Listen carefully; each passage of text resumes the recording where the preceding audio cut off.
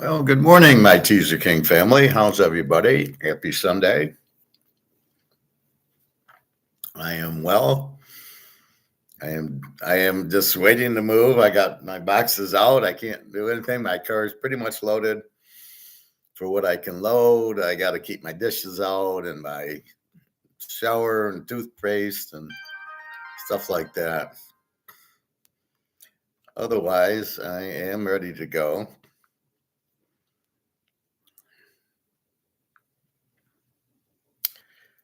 Daria must be having trouble in Russia, as I haven't heard from her in a few days. But she hasn't been online, so very confusing.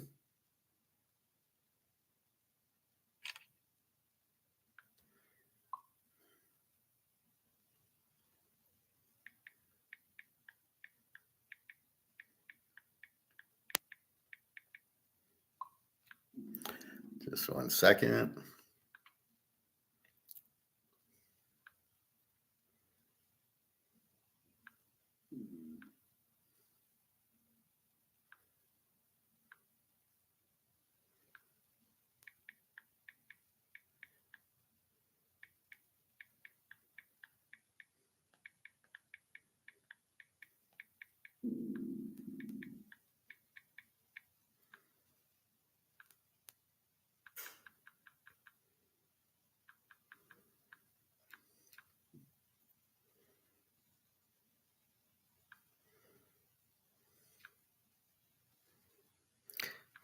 You guys keep getting calls and texts about putting money in a bank, getting us interest. I keep getting like, oh, apply to get our credit card, you'll get $600. And do you know what that's really all about? As we've explained, banks make money by loaning you money and getting the interest. So banks are basically have no product. They don't really do anything. They don't make money anymore, just the Federal Reserve. So the banks basically have money, make money on you, right? So I'll loan you $100 and you'll give me $10 in interest, and that $10 is how a bank survives. And if people can't pay it back, the bank has no other way of making money. They don't really print money per se. They give you money for a loan. So they'll print money to give to the bank for a mortgage or a car payment. So they'll loan you $300,000 to pay for your house. Where they get that money, they just print it out of thin air. That's a lot of the inflation mostly comes from banks doing that. Then you give them back 5-6% a month, and you pay them all this interest. You pay, let's say, $2,000 a month, and maybe $700-800 is interest. So the bank gets that, and that's how the banks survive, is getting that payment. But when the payment doesn't go and the person says, I can't pay you back for a loan, for real estate, commercial real estate, these guys with the shopping malls and the thing, you see them going out. You drive by a strip mall or mostly a strip mall, and these buildings are no longer there. That hurts the banks because the banks, nobody really has the money. So the banks are loaning them the money. And the banks then take the money. So if the banks don't get paid, the banks are screwed. They don't want the house. What are they going to do with the house? They don't want to maintain the house. They don't want to try to sell the house. They just want your money. They want to get that 7-8% that they loaned you on a fake loan that isn't real. So you're going to see a lot of banks have trouble because this world is collapsing.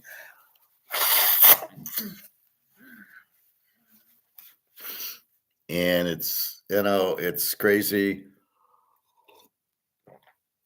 that people in the government are just so stupid, but they're focused on the wrong thing, the military complex. Let's make weapons and make money, and that'll get us out of our $39 trillion debt. No, it won't.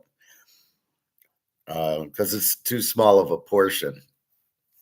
And how many people can afford weapons?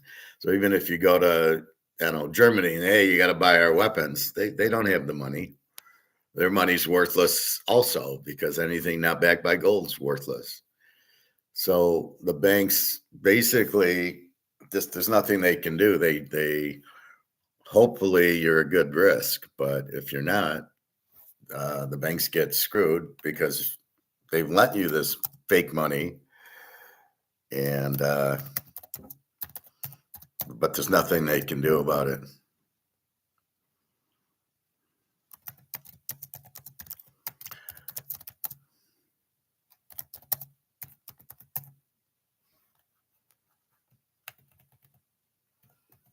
Anyway,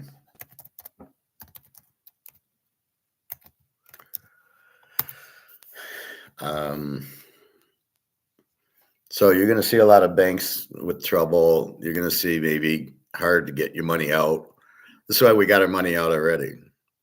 I have a little bit of money in my safe instead of the bank. I don't draw interest, and I make a lot more in gold and silver. And again, keep in mind that you might have $10,000. It just isn't worth anything.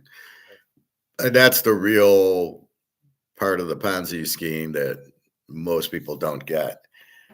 You get $100. Somebody wants $100 for service. They don't realize it's not really worth anything. But we're so conditioned to pay $100 that if they said, well, give me 300 because of the inflation, you wouldn't do it. And that's what's happening now. So a lot of things are collapsing, but you don't know it. Like I say, you go to the grocery store and you pay more and you go, why? Oh, wait, so you're telling me not only Oreos and Pop-Tarts and Coke are raising their price, but also broccoli, cauliflower, and celery? Everybody's raising their price. And that's really where you get what's going on. It's not that, it's the money losing value. So protect yourself, buy the gold and the silver. So I was watching a little of the Laker game for about 5 minutes. Too hard to watch. It's too boring. They just stand around taking 3-point shots. What's the point of that? And I didn't realize there was 4 games. I initially gave you Denver and Atlanta over. Denver won. Atlanta over lost by just a few points. And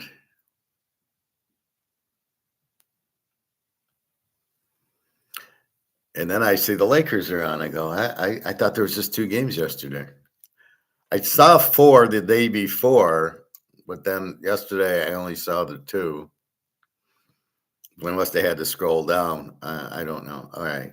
So Cleveland beats Toronto 126-113. So I don't even talk about it because I don't even know it's there.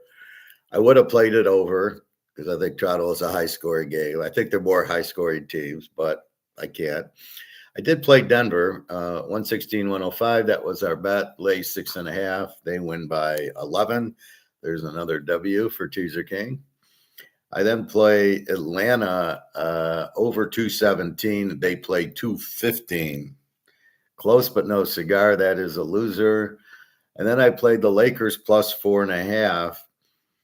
And just I thought they're at home. And then I hear that whatchamacallit didn't play. Kevin Durant's out. So now I love the Lakers getting 4.5. The Lakers ended up being a 2.5-point dog, even without Kevin Durant, because Luka Brasi wasn't playing. So they win 107-98. I got the Lakers plus 4.5, which I actually played before I knew Kevin Durant was out. I just said, LeBron, they'll probably win. And they played a 205. The total on the game was 207. Again, a 2-point difference. All right, so I go 2-1 on my bets yesterday in basketball. Let's look at today's games. Now, today I have a funny feeling just to take the home teams. We got Boston, Philadelphia at Boston. Boston's going to kill them. They want to win game one. Boston lead 12 and a half, 214 and a half. Boston with the fairly good defense. So I'm going to take Boston here, and I'm going to lay the 12 and a half.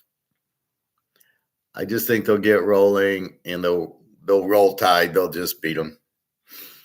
The better team in the playoffs at home generally wins, and in this case, generally cover. Phoenix goes to Oklahoma. Oklahoma laying 14 and a half, 215 and a half.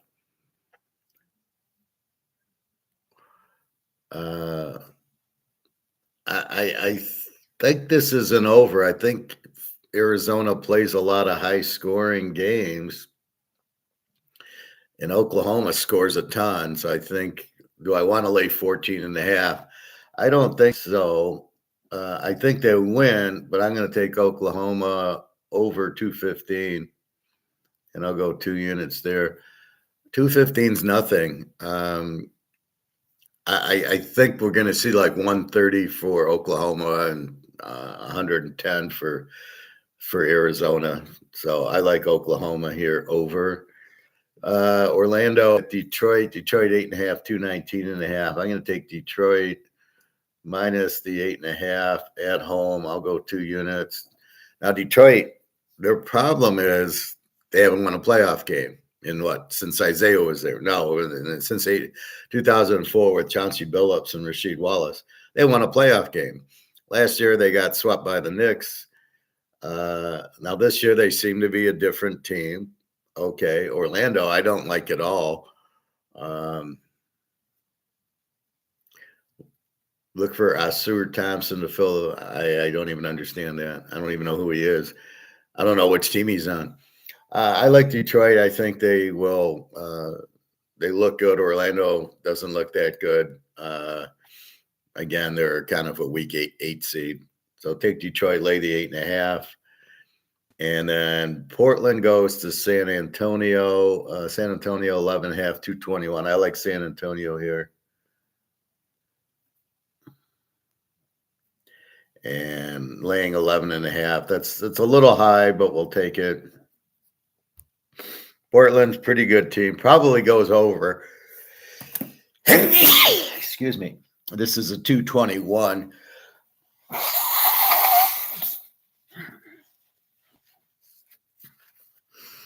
So we'll see. I think that goes over too. But we'll take San Antonio. We'll lay 11.5. Now, the psychology starts coming in after today. So if all the home teams win game one, we probably bet them to win game two. If there's an upset in game one, and I really don't know who's going to get upset here. Maybe Portland does it. I doubt that. Orlando probably is the most likely because Detroit never has been there. And we'll see if they're a choke team or not, like the Tigers and the Lions. So what we have is if one of these home teams loses, then we bet them back hard in game two. These are like, okay, we'll make the bets. Game one, usually home team wins, as we saw yesterday. Cleveland won. The Lakers won. Denver wins. So I think you're going to see that here. I think basketball is so weak, and these 7 and 8 seeds are so bad. I just think that I think these are going to be sweeps, these 1 and 2 seeds.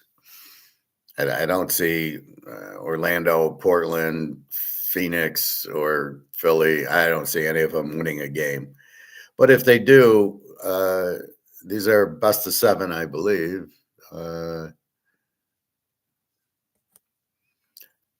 So if you're down 0-1, if we only want it if the home team loses today, then we want the home team because then they can't go down 0-2 and go on the road down 0-2. And it's funny when you do see that they tend to win the 2 games on the road and then even the series at 2-2. But if we get a loser here at home, which I doubt, then we're going to bet them hard game 2. Now they go up 2-0, and then the other teams are now at home. Now maybe we bet the game 3 is now do or die, backs against the wall, because if they lose that, they're down 3-0, series is over. So we'll look for 2-0 being the bet of taking the road teams here, the higher seeds. I guess lower seeds, I don't know. The 8th seed and the 7th seed. So it's better with the 4 or 5 seeds. Those are when you get a more competitive game. They're more even. Here, the 1 and the 8, the 8s don't even belong, especially with this play-in game bullshit. Like, what was that about? So I think that was stupid. But here, the 1-8s probably are sweeps, and the 4-5s and the 3-6s are easily more, like Atlanta, I think, can win, and Cleveland, that series can probably go to 7 and things like that. But here, I think they're all sweeps. But that's how you play psychology. The back's against the wall. They need to win. The other team doesn't. So when you go up 3-0, you relax because you don't need to win. We'll win game 5 at home. And that's usually the game you can catch the dog because they're fighting for their lives. They're down 3-0. They lose, they're out, and they're going to give you a strong effort. They might not be able to win. They just might not be that good. But that's really what you want is they're down 3-0. The team with the 3 wins we can lose and we'll win at game 5, and the other team has to win or they're out. They don't want to go out, and that's really the key to this. So you're looking for teams down 3-0, even down 2-0. They know they don't want to go down 3-0. And again, the team that can win on the road, and that's probably more in the other series. So if we look at yesterday, Cleveland and Toronto, you're more apt to see Toronto winning game 3 and 4 at home, right? That's 4 against 5. You're more even to see Toronto win game 2. Denver and Minnesota, Denver probably wins the next game, and then Minnesota probably ties the series up. This is a 3-6 match.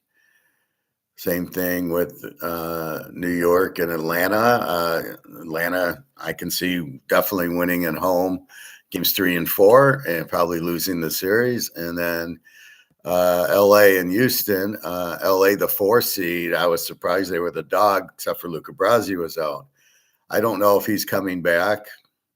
Or is he going to do a Willis Reed where he limps out of the locker room for 30 seconds? In that game with Willis Reed, 1971, he didn't. I think he played a minute. He limps out with the pulled hamstring. He goes up and down the court 1 or 2 times, and they pulled him out. It's not like he came in and he played and he scored 35 points. No. He just came out and then went back in. But anyway, the Lakers-Houston, this should go 7. The Lakers got the big win. I don't know how good Houston is. LeBron, is he showing up? But I don't buy Houston's all that. I think this goes 7 also. But these are more the Laker, Houston, and the Cleveland, Toronto. Then you can bet the loser back. They're pretty even, the 4 or 5 seeds. Probably not. Cleveland 52 wins, and Toronto 46. And you've got the Lakers 53 wins and Houston 52 wins. So that's that even. So when it goes back to Houston, look for Houston to win the game 3 and 4. Atlanta, we'll see how many they can win. But again, these are pretty close games. Today, I'm not expecting close. I'm expecting blowout city. It's the playoffs. These teams want to go sweep them, and that's it. And I don't think Philadelphia – I don't give him a chance here. Larry Bird's going to play today. Oklahoma and Arizona. No, I don't think anybody's beaten Oklahoma, especially in the playoffs, especially at home. The Pistons, they have to prove that they're any good because they haven't won a playoff game in 20 years. So I think they will win this series. I think they'll have trouble in the next series playing the 4 seed. So if they play Cleveland, they're in big trouble. I don't know how good they are, and I don't see them. I don't see them in the NBA in the Eastern Conference Finals. If I look at this, I think Boston gets them, and Cleveland gets them, and then maybe Detroit. So we will see, but we don't know what they are, right? It's like the Lions. Oh, they're 15-2. They're going to win the Super Bowl. Da, da, da, da, da. And they lost to Washington in the first round. The first year was a surprise. They got their first game was against the Rams, which they should have lost. But then the second game, they got a break because Tampa Bay upset Philadelphia, and the Eagles would have beat them. So they kind of got two bad teams. Dallas and Philly both fell apart. Then when they get to the Niners, they choke with the big lead and let's go on fourth down. That's the one team that should have went to the Super Bowl because they had the 17-point lead. But they didn't know how to finish. They choke. They lose. They don't go to the Super Bowl. Then they're 15-2, but they didn't know how to win. Last year, they didn't even make the playoffs. They didn't know how to win. This year, they're going to be even worse. They have no defense. They have no offensive line. They're not going to be able to run the ball. They don't have an offensive coordinator or a defensive coordinator. Their head coach doesn't know what he's doing. He just relies on analytics. So they're basically fucked. And then you got the Bears now who have the better team, and the Packers with Micah Parsons, and the Vikings, maybe Kyler Murray will actually show up and give them a quarterback. They have a great defense. They got Justin Jefferson. So we'll see what the Vikes do with Kyler Murray. Maybe they draft Tagovailoa. Whoever drafts Tagovailoa will make the playoffs. Not Mendoza. He's not going to do anything for Oakland, but Daggio will. Any team that can beat Alabama with Vanderbilt and win at New Mexico State, yeah, that's the guy I want. So anyway, that's how you kind of look at it. Is the real good teams are gonna dominate in the playoffs. There's no more bullshitting. The guys sitting out, and they want to sweep. And here's where the margin of talent level really shows. You know, the 1 seed is going to kill the 8 seed, right? If Boston loses a game to Philly, I'll be shocked. Maybe they'll lose game 4 if they're up 3-0. But they're going to just pound them. I mean, this won't, Larry Bird will have a big game for sure. All right, let's go to Major League Baseball and see how we did yesterday. I know I had the Tigers under 7, and it was 4-1. Well, Scooble, he pitched 6 innings. So that's it. I'm tired. I got to come out. What up, baby? The Mets losing streak is 10, so we are betting against the Mets, and they're playing the Cubs. So our first bet, without looking, we're taking the Cubs for 3 units. No matter, I don't care who the pitcher is. They've lost 10 in a row. So we've had the Mets from 5 in a row to 10. So we've won 5 games in a row betting against the Mets. That's the idea of the streak. And we're doing that again today. Let's see, the Mets. The Cubs are minus 125. Very good. 3 units. That's your first bet. Take the Cubs. We are betting against the Mets is the point. Now, why is baseball so hard? Because yesterday Colorado beat the Dodgers 3-2. That's why it's so hard. How can that happen? Nobody beats the Dodgers, and least of all Colorado, who seems to have a very good bullpen. So they are playing under games. They're not playing the softball. I think the hardest part about betting that we run into is ending last year and refreshing this year. We look at last year and Colorado, they give up 100 runs at home. They can't pitch. They score a lot at home. We get into this year and we go, they're an over team. They're going to score a lot. And they're not. They are pitching very well. They are not hitting. They're not 11 runs a game. They're beating the Dodgers 3-1. What was that score yesterday? Yeah. Colorado 4-3 over the Dodgers in Colorado, which we would have thought the Dodgers would have scored 8 to 10 runs on their own. And yet 4-3. So they've gotten better pitching and better bullpen. So they are not this over team of 11. But you have to make that change. And that's what's hard about betting like baseball and football. Football, that's why when we get a new coach and we get a new quarterback, we have to come back and say, whoa, wait a minute. The variables have changed. Wait a minute. Chicago got Ben Johnson. How is that going to affect the team? The team is not the same. And we end up waiting and watching. And then we finally believe when they go to Philly on Thanksgiving and win, because they hadn't really beat anybody. And all of a sudden they go and they beat Philly. And we go, okay, this is a real team. And then in the playoffs, this is a real team. And they should have beat the Rams, but Caleb throws the interception. He throws 3 picks and the interception in overtime.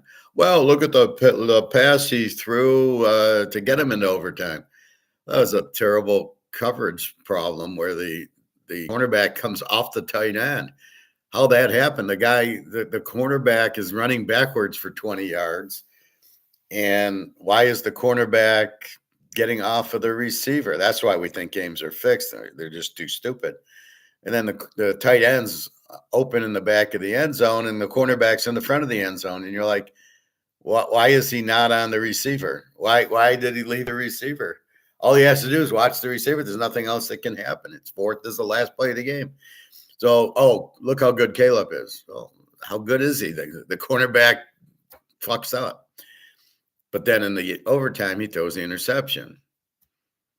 So that's why we're like, I don't know how good Caleb is. I don't think he's that good. However, the Bears under Ben Johnson were much better. They could run the ball, and that was the difference. And they should have won in overtime. But it was the worst pass I've ever seen that Caleb threw. I don't know what he was doing. The guy was never open. It was never close to him. The only guy who was going to catch it was the cornerback. It was the worst throw I've ever seen. If you watch it, I mean, DJ, what's his name? RJ, whatever his name is. He was behind the corner. So the cornerback is here and he's here and the ball's thrown here. And he never has a chance to catch it in the cornerback interception. But why are you throwing that? The guy wasn't open. Anyway, but with Ben Johnson, look how good they are. They got into the playoffs. They won a playoff game and should have beat the Rams. And that's the point. The teams change. And you can't just say, oh, it's the same Bears.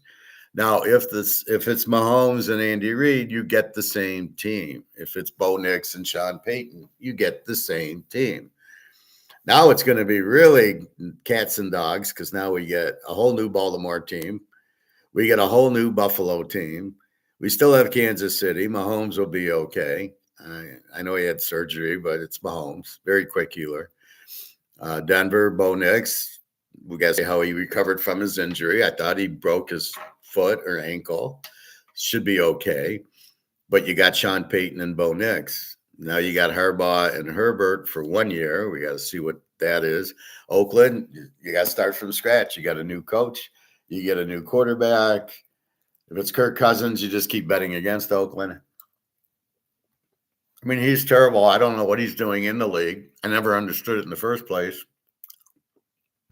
I never understood why Washington drafted 2 quarterbacks.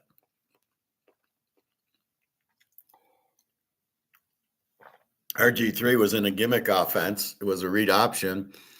If the safety comes up, throw it. If he doesn't, run it. That's not RG3, but he had a good year. But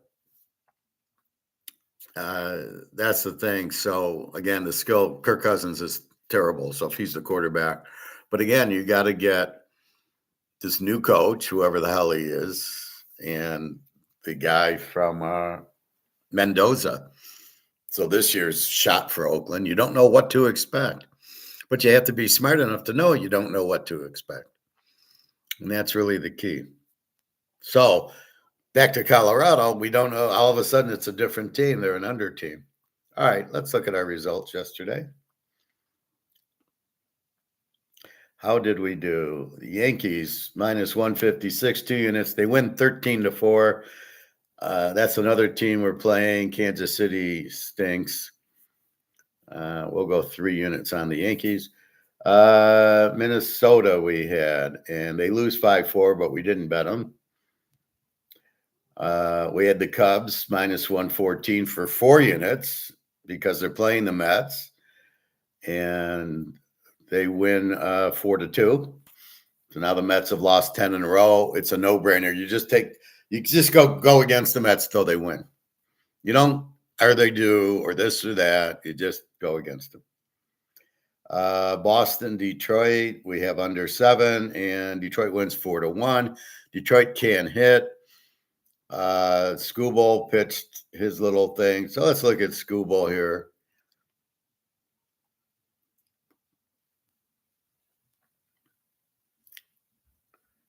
He strikes out 10, but it's against bad hitters. But let's look at it. Skubal goes 6 innings, gives up 4 hits, 1 run, 1 earned run, 2 walks, 10 strikeouts, and a 2.08 ERA. And this is against a terrible hitting team, but they won't tell you that. So when we look at Boston, let's look at the Boston lineup. All right. You start off with 236. He gets 1 strikeout. 261. Okay, decent hitter, 1 strikeout. 281 gets 3 strikeouts. Who's this guy? Contreras, 3 strikeouts. 188, 3 strikeouts. 311, 1 strikeout. 281, 1 strikeout. 133, 1 strikeout.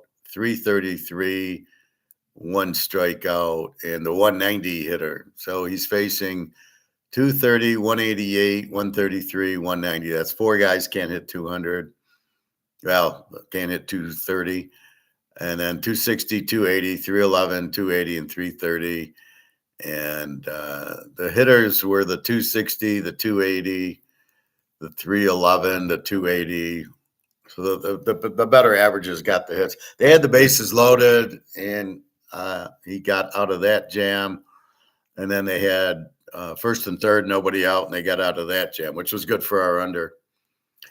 But again, so we look at Skubal, and this Bello for Boston stinks. We'll bet against him all day. So Skubal throws 89 pitches, and he threw to 23 batters, which is a lot for 6 innings. 89 pitches. Why are they taking him out in the 6th inning? He's a crybaby. He needs to come out. He's got to go take a nap. Why does he come out after 89? I thought the magic number was 100. Why isn't he pitching the 7th and 8th inning? Right? Clearly 89 pitches. This is the problem I have with this guy. 89 pitches, 6 innings, 4 hits, an earned run, and yet they pull him. He allows himself to be pulled. No. I'm the Cy Young Award winner, which means absolutely nothing now because there's no other good pitcher but Max Fried. And why isn't he pitching 8 innings here? He's not going to pitch for another 5 days now. You telling me you can only go 89 pitches, and you want this guy for 10 years at $40 million a year for 89 pitches every 5th day? Come the fuck off. This is where you put in a performance into the contract. Well, we're going to pay you $2 million a year, but you know what? Every time you pitch 120 pitches, I'll give you another couple million when you pitch. because this is a joke. I mean, this is clearly a joke. Um, who won the game? I guess Scuba won the game, but you've got to sit there and give them incentives. No, no, no. This is your game. You've given up one run. It's 4-1, or I don't know what was the score um, after 6. Yeah, it's 4-1 after 6 innings.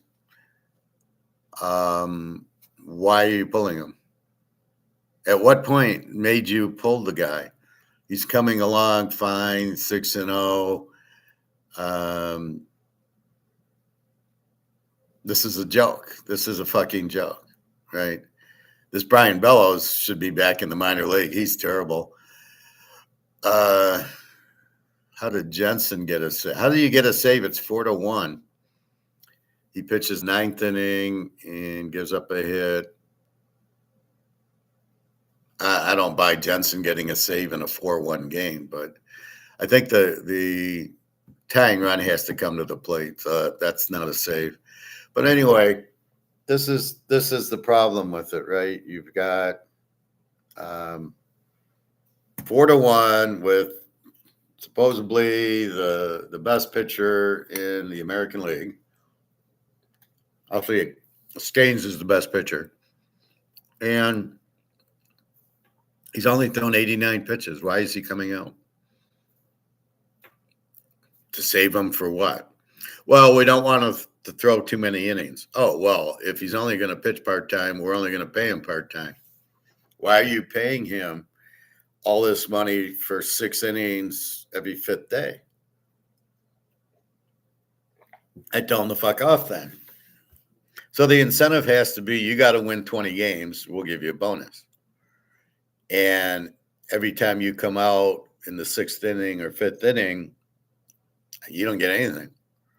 You got to go 8 innings to make money. Preferably 9, but okay, 8. You should have had an 8 inning shutout, and you would have pitched maybe another 20 pitches, so 109. Oh my God. I could go 150. It's not hard. You're just pitching. You get in. If you're in fucking shape, it's your legs that's throwing the ball, not your arm. So again, this is the problem. This guy in this game should have won 8 innings, and I'll give you the 9th. But there's no reason for him to come out after 6. You got lucky that Boston didn't win the game when you pull him, and that's what usually happens. After the 6th, he goes home and takes a nap with his little nappy in his bottle. And then the reliever comes in and blows the game in the 7th, like what happened against Seattle in the playoffs, especially in an elimination game. This guy's got to go 8 to 9 innings. In a 1-0 game in the playoffs, or 2-0, 2-1, you're going 9, buddy. If you want to get paid, you're going 9. And that's the problem with him. He's a loser. He should not come out after 6 innings. Well, that's the way baseball is now. Go fuck off. That's ridiculous. That is not the way baseball is now. It's the way they let them do it. Well, we got to save his arm. From what? Nolan Ryan pitched, 25 years? Didn't seem to have a problem pitching complete games. Tom Seaver, Steve Carlton, Gibson, Koufax, Mickey Lolich, on and on and on. Didn't seem to have it. Louis Dion pitched like 50 years. This is bullshit. This is not the way the game is. This is, if the managers are this stupid, this is how it is for the average pitcher, right? Joe Flaherty, Casey Mize, they're trying to pitch a little bit at a time. They're trying to save the guy's arm. Screwball is the ace. He's got to pitch 8 innings a game. I'm sorry. That's bullshit. You got to go 8 and probably a complete game here. You should have a complete game shutout, 89 pitches, and that's it. And this is in major leagues. It's disgusting. And anyway, that's my spiel on that. That's why I do not like this guy. He's a loser. He should be in to win his game, which means he goes 8 innings. Okay, the reliever goes the ninth. All right. We got Pittsburgh. What did they do yesterday? The Tampa wins 8-7. Pitt loses. Surprise, surprise. Oakland 7, Chicago 6. I did play the White Sox over 9. It's a W.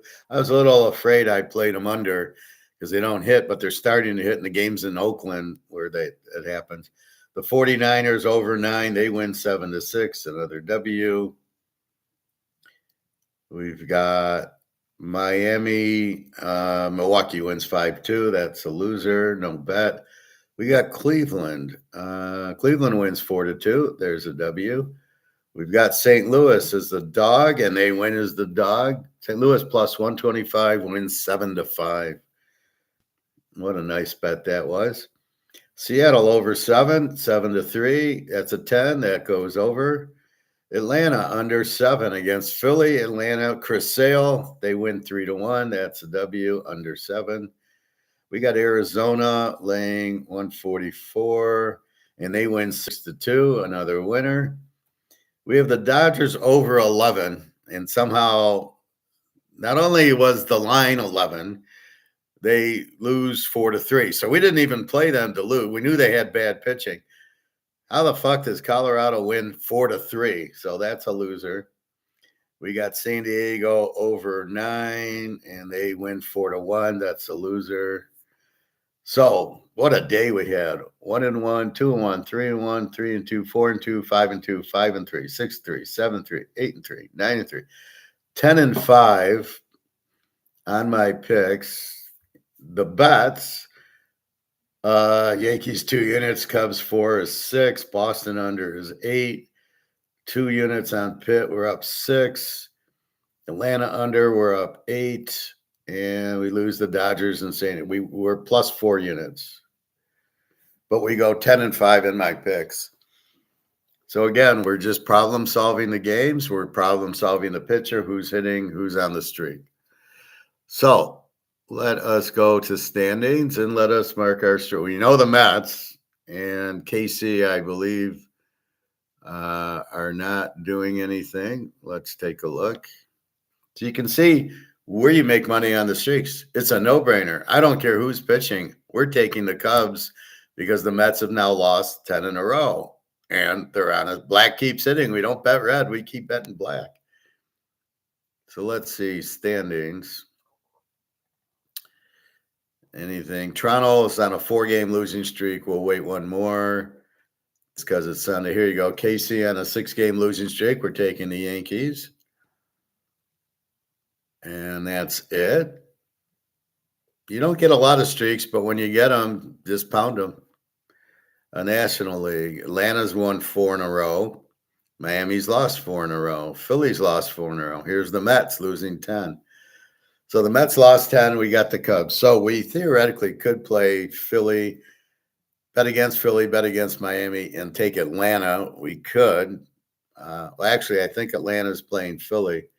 So we're going to take Atlanta here.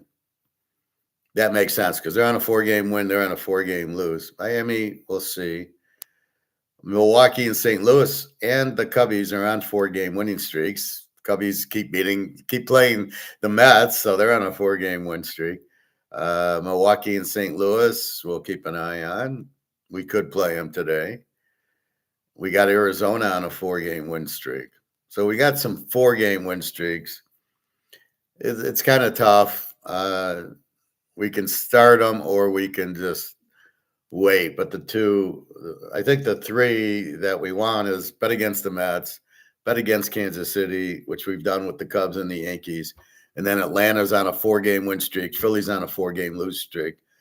Atlanta makes sense there. All right, let's check the pitching matchups, which we have to go into covers to get the ERAs because fucking Yahoo doesn't do it anymore. It's unbelievable. All right, Tampa Bay and Pittsburgh. This starts at 1:35. We got over an hour. Okay. Pittsburgh 109 and 8 in Pittsburgh. We got McClanahan. 4.15 ERA against Mitch Keller, a 2.86 ERA. It does tell me lefty righty. So McClanahan's a lefty for Tampa.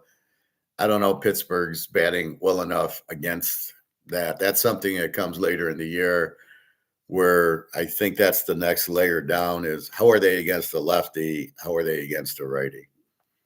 Mitch Keller with the 2.86 ERA. So you like Pitt. Tampa won yesterday. Tampa's on the streak. I'm going to stay away from this. The 49ers and the Redskins. We got the 49ers minus 135.8. The game's in Washington. Robbie Ray, 2.45, going against Poulin, 4.50. So a small edge to the Niners. Did they play? It went over yesterday. Robbie Ray. I don't have a feel on this game. Poland, I like the Niners. I don't know how they're hitting. Let's stay away from this game.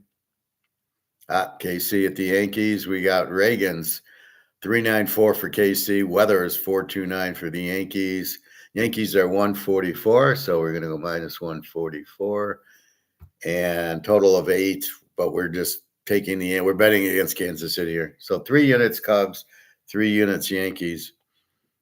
Baltimore and Cleveland. What happened yesterday? Cleveland won. Cleveland's at home, minus 119, 6.5. T. Rogers, 3.13 against Cantillo, 2.70. Cleveland usually a pretty good bullpen. I don't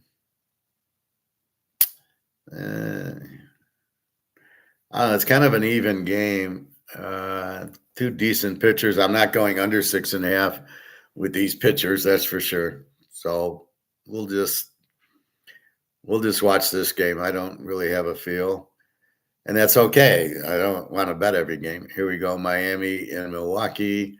Milwaukee won yesterday, I believe. Miami's on a 4-game losing streak. Miami 104, 7.5. Mizorowski 343 for Milwaukee, and Perez 540 for Miami. Okay, I'm going to go Miami over 7.5, 2 units. I think there's enough hitting here, and the pitching's bad that I think this 7.5 I think's low. St. Louis at Houston. St. Louis we had yesterday as the dog, and they won. Houston again favored, minus 137, 8.5. We got Liberatore for the Cardinals, 4.29 ERA against Burrow, 6.55. And we'll come right back with St. Louis, plus 126. And we'll go 2 units on it. They're hot. They won there. Burrow's a 6.55. Yeah. And we got to check for Altuve. We'll look at that in a minute. Cincinnati, Minnesota. Minnesota 115. We had Minnesota yesterday, and they lost. And we're going over today. Minnesota minus 115.8. Brady Singer, 5.82 ERA against Bradley Ober, 5.68. This is a wonderful over. Cincinnati over 8, 2 units. Now, it makes sense. The pitchers stink, but we'll see how good the hitter's doing. And we go the Cubs at the Mets. We got the Cubs minus 138. Actually, it was 125, so we'll stay with that.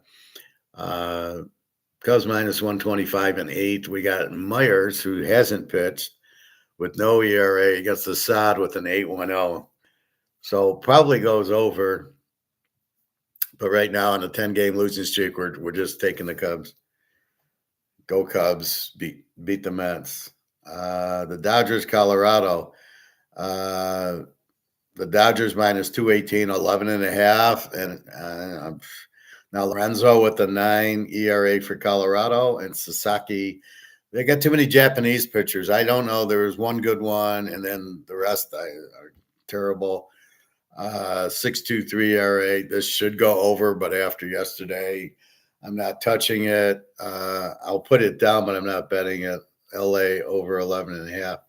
Just because Colorado's playing better the Dodgers are not hitting, which makes no sense. All their players play. I looked at the box score, so I don't know what it is. Lorenzen stinks, so you would think the Dodgers should hit, but it's 11.5.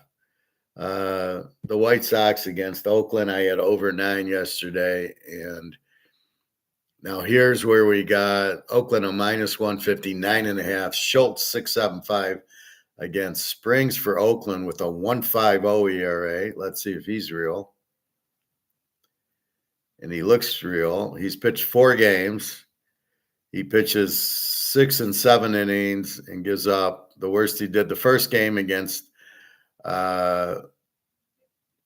He gives up 5 hits and 2 runs, and then it's 6 innings, 2 hits, 1 run, 7 innings, 1 hit, 6 innings, and 3 hits and 1 run against Texas. This guy is for real. I am going to take Oakland here. Minus 150, and this will be 2 units. I'm tempted to go 3 units, but we'll go 2. Here's where the White Sox will get shut out. This will not go over. This is an under, and this is an Oakland bet. Because Nick Schultz with the 6.75 ERA, I guess he's a big lefty and a new guy, but he can't pitch. This is not, like, oh, but he's a tall pitcher. He's Randy Johnson. He's not Randy Johnson. All right, San Diego against California. San Diego minus 114, 105. We had San Diego over 9 yesterday. They didn't get there. They won 4-1. Michael King 286 against Detmers 368. They went under yesterday. Probably an under today. I'm not going to bet it, but I will note it. Under 8.5, but I don't know these pitchers enough. You're still learning the team. You got to ignore last year's team and go to this year. Toronto and Arizona. Where is my Atlanta? Oh, there. All right. Toronto and Arizona, this game's even at 105. Gausman, who's very good, 245 for Toronto. Nelson, 360 for Arizona. Total of 8. We had Arizona yesterday. They won, but this is what baseball is. You've changed the variable. Now you go to Gausman, not the crap pitcher they had yesterday. This is the problem, and this is why baseball is so hard. Now it's Gausman, and you're going to get 6-7 innings out of him. And this is the whole problem with baseball. This pitch count, this analytics. We got to go on 4th and 2. We got to go for 2 after a touchdown, down 14. This is just idiot ball. And then you're going to rely on minor league relievers to get you out of it. And this is why it's hard to bet it, because the minor league relievers are what you're betting on at the end of the day. Because you could go in with a 2-1 lead and then they end up with 10 runs because the relievers with the 7 ERAs can't hold it. I do like Gausman here. Nelson's pretty good. Arizona won yesterday. Toronto. Gausman should pitch well. But Nelson 360. Boy, this is dead even. Totals, do I want to go over? Not against Gausman. I'm just going to put Toronto, but I'm not betting it. Minus 105. I got to leave it alone. There's too many indirect variables. Texas at Seattle. Seattle minus 133, 7. Gore for Texas with the 3.0, and Ric Flair going for Seattle 216. Seattle over 7 won yesterday for us. The question is, do we just take Seattle with Ric Flair, or do we take the game under? Let's see how good Gore is. Now, Ric Flair, we know how good he is. Mackenzie Gore, I think he sucks.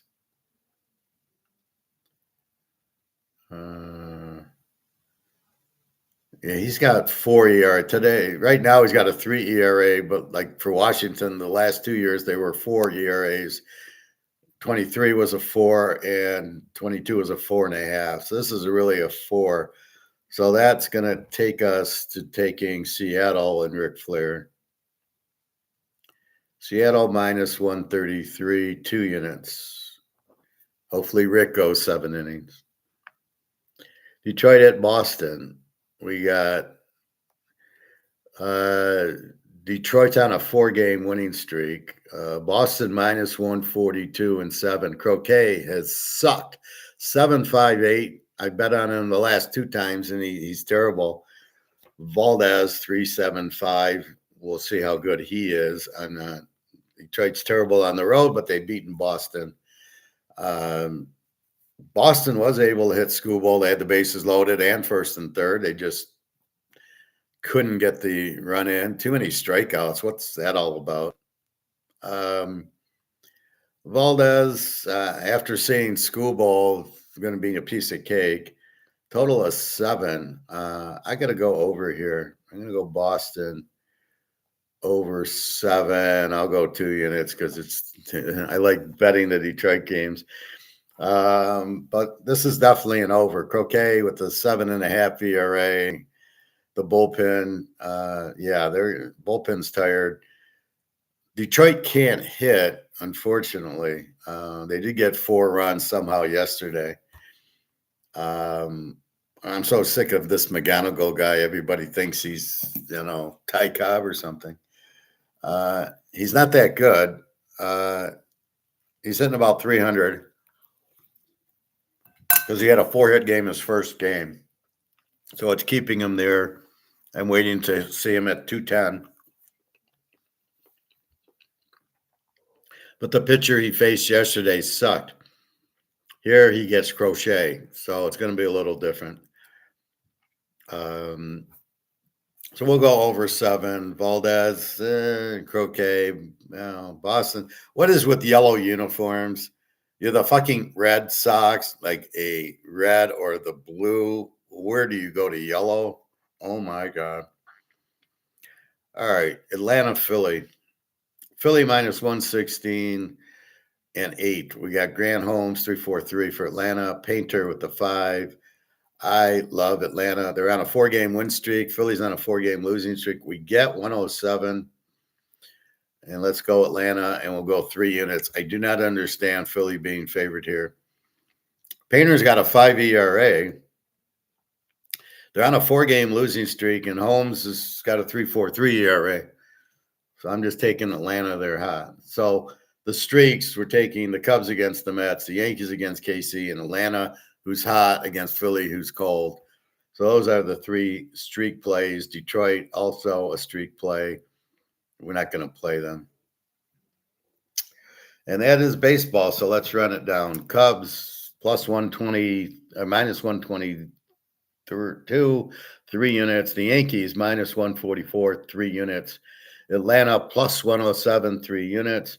Miami over 7.5, 2 units. St. Louis plus 126, 2 units. Cincinnati over 8, 2 units. The Dodgers over 11.5, but no bet. We got to see this Colorado. They must have something to hold them to 5. It's funny how you expect the Dodgers to score 8-9 runs a game. Oakland minus 150, 2 units. San Diego under 8.5, no bet. Toronto minus what's Toronto? Jesus Christ. I love when I write it that I can't read it. Toronto is minus 105. All right. Toronto minus 105 to Arizona with Gausman on the mound. Seattle minus 133, 2 units. Ric Flair going. And then Boston over 7, 2 units against the Tags. So 1, 2, 3, 4, 5, 6, 7, 8, 9 bets. Yesterday, 10-5 in my picks. Unbelievable. And then plus 4 units in my bets. It's always weird. You pick a game that you don't bet, it wins. And the game you really like and you bet, it loses. And there's no rhyme or reason for that. It happens a lot in football. That's what I'm studying so much in football, is to try to throw out the losers and not bet them and bet it's very difficult. So that's your baseball bets for today. Basketball. We basically like all the home teams, the higher seeds. Boston minus 12.5, Detroit minus 8.5, San Antonio minus 11.5, and we're going over in the Oklahoma Sooner game as they're 215, and that's a low number against Arizona. So that's the only. Oklahoma will kill them, but I think the 215 is a better bet. So that's basketball. That's your baseball. Any news in the not for long league, the NFL? We always got to keep our eye on that. Who won the Giants Bengals trade of Dexter Lawrence? I didn't know he got traded. It's stunning what the Bengals gave up for Lawrence, considering they had Hendrickson. As for the Giants, they're sitting. Let's see.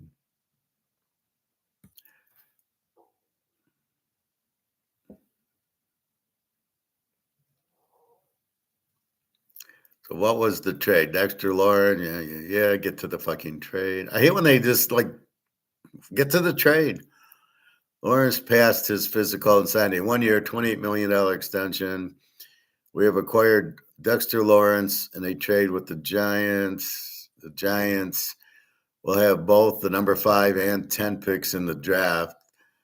That's kind of a so Cincinnati gave up the 10th pick. The draft is Thursday. Draft begins Thursday. If the Giants hold on to their first round draft picks, it will make their 10th and 11th top 10 draft picks since 2015. Who cares? The last time, we don't care.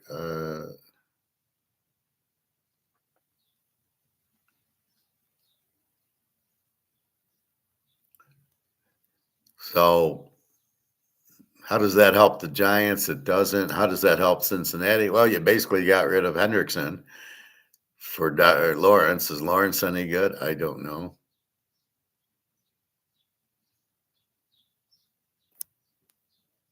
Let's see what else is there. Texas gambled to get Will Anderson, and we're right. He's the guy from Alabama. Any guy from Alabama is a gamble. They're just really good college players usually. 3 teams that could make a big trade during the NFL draft. Who gives a fuck? I don't want to hear that. I want to hear the trade. I don't want to hear they might make the trade. You make the trade, fine.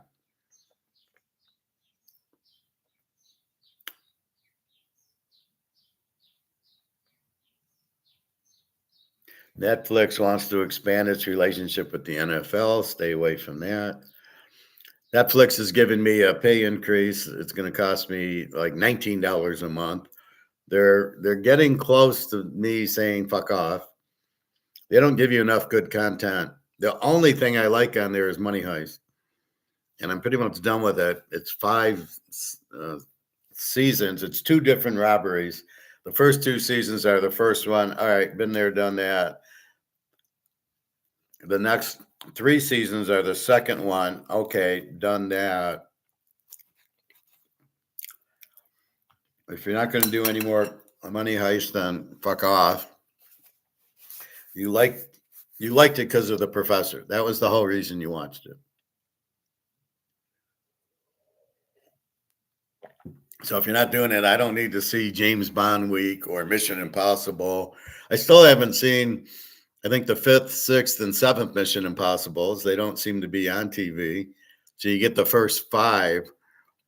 And then all of a sudden I get this last one, which is a 2-parter. And, okay, at 20, okay, I can do that, but it's just bullshit. I don't really get Netflix. It's just the same stupid movies over and over. And these ones they produce, I don't give a shit about. So I don't know. Chiefs GM on defensive line. We're a few short there. Yeah. I don't know why everybody's so short on defensive linemen. Brissett reportedly skips Cardinals offseason, seeks starter level deal. You're not a starter, Brissett. You suck. You shouldn't be in the league. You're decent at best. Who the fuck are you going to go play for? That's you're going to start for Tennessee, maybe Oakland. Former NFL wide receiver reportedly arrested for illegal insurance fraud. Yeah, they're all winners. Clemson's Blake Miller. Never heard of the guy. Could be a clean pick in the draft. Never heard of him. Played at Clemson. Fuck off. Is Colton Hood worth a first-round draft pick? Who's Colton Hood? If I haven't heard of him, he's not a first-round pick. There's a lot to like about Penn State's offensive lineman, Vega Love. Fuck. You have no idea, and they make these stupid things. Dexter Lawrence, I don't know. Giants trade Lawrence to the bank. Okay.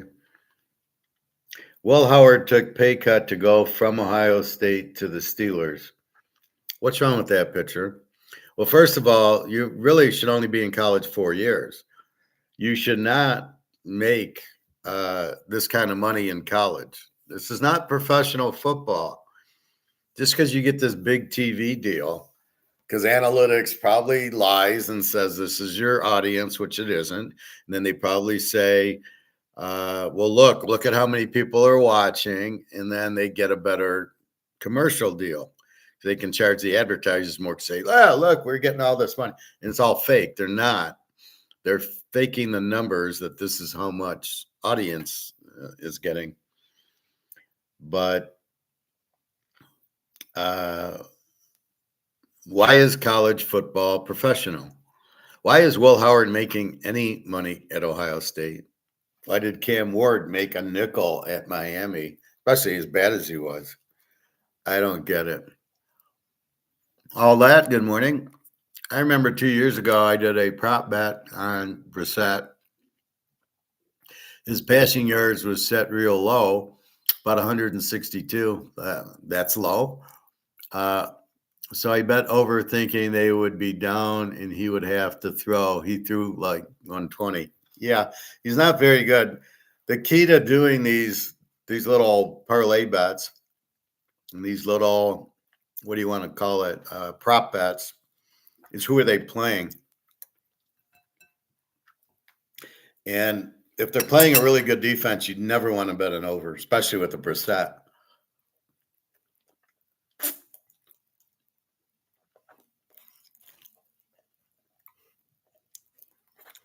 Keep in mind, the only guys you want to be betting on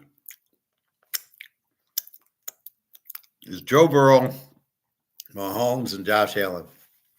That's it. Do not fuck with these little guys, these Brissetts, this golf on the Lions and the Bears guy, and especially Jordan Love. And no, if they're playing Minnesota with that defense, you bet under on all the props. If you're playing Philadelphia with that defense, it's under. So the key to betting props is who are they playing? And if they got a killer defense, if it's the 74 Steelers or the 85 Bears, you're not betting over. Now, Marino did go over in that game they did. That was such a proud day for me. I was working at Hiram Walker Canadian Club, and we had a little pool, which I won most of the time. And you ranked the teams. There was like 13 games. So the best you bet, you'd rank 13. It was 13 points. So the best game you like 13. So I bet that game, and I was the only one in the company. I took Miami as a 1 because of Marino with this quick release. I knew the way to beat the Bears because they blitzed was a quick release. And that was the only game I think they lost that year was to Miami with Marino's. You couldn't blitz them. And people are who had my, how the hell did Howard have my, I had to explain myself. I love that, but that's how I do these things. But when you're playing these props, you've got to bet, you've got to know the other team. So depending on who Brissett was playing, first of all, he's not very good. Secondly, who are they playing? And you got to know the other team's defense. Are they good? Are they going to run a lot? You got to know the other team's offense. So if you're playing a team that runs the ball, it's going to be an Army-Navy game. He's not going to throw for that many passes. So there's a lot to betting these props. So again, you're betting Philly, you're playing Denver, you're not scoring a lot, right? New England, Seattle, you're not, just play them all under. When you get the Lions is when you go over. Things like that. All that. Stafford in there with Allen, Mahomes, and Burrow too. But you're right, that's about it. Yeah, it's really pathetic. It's like baseball. There's just a few good pitchers. Yeah, Stafford I would definitely put in there. I wouldn't put Darnold in there, and I certainly wouldn't put Jordan Love. Lamar, forget about it.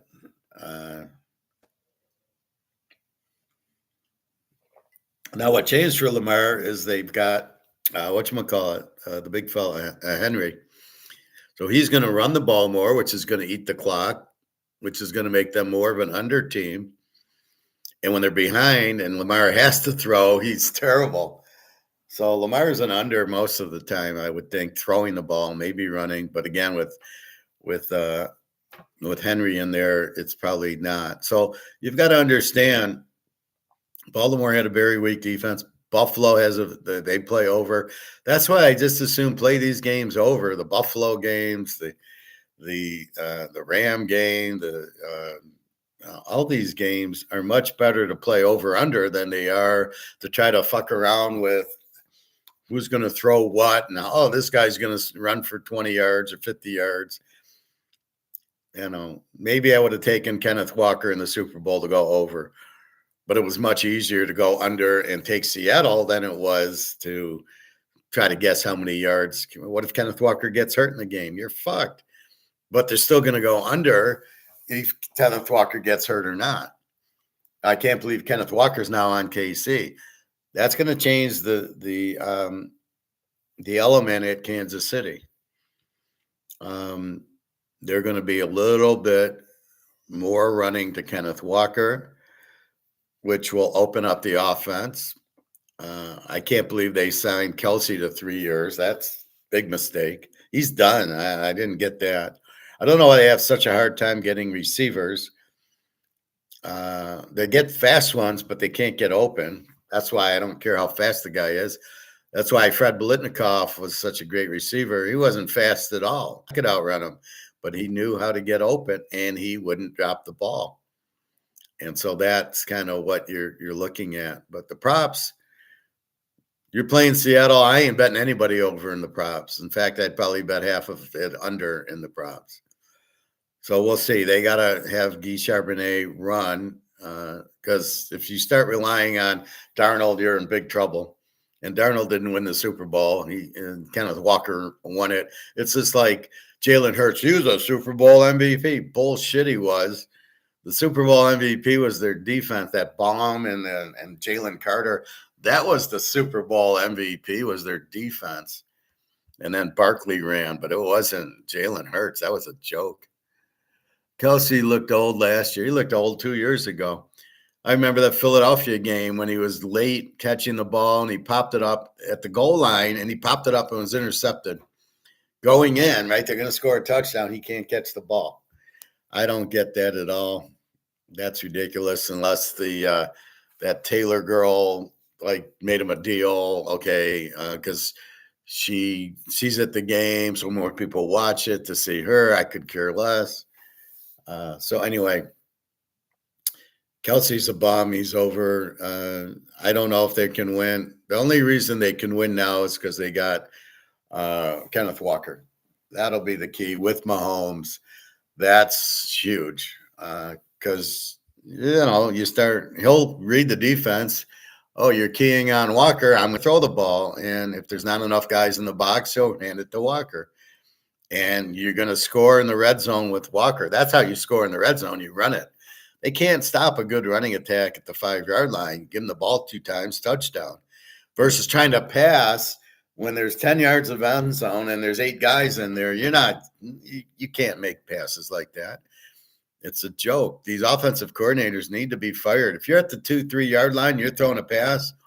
Yeah, go at the grocery store. You don't belong here. You're not smart enough to be an offensive coordinator. The only play that should be run at the 2-3 yard line is the Dave Casper play. We've seen it enough where he's 10 yards wide open in the end zone on a play action pass, and then he cuts across. That's the only play you can work in the end zone, and nobody does it. They all try to run these little corner routes or hit the flags and throw it's so stupid. They're so fucking stupid. I'm a Steelers fan. Do you think Aaron Rodgers will come back or retire? I think he'll come back. I think if he was going to retire, he'd retire. I think you're thinking, well, can I play one more year? Now, they lost DK Metcalf, I think. Although I don't know why. I thought that was a good pick. Well, he had trouble with that fan in Detroit who provoked him, who should be banned by the Lions.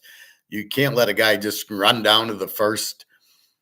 He actually ran down to the first row with the Steelers shirt on, and he wanted him to sign it, and then he pulls it off, and then he was really a Lions guy.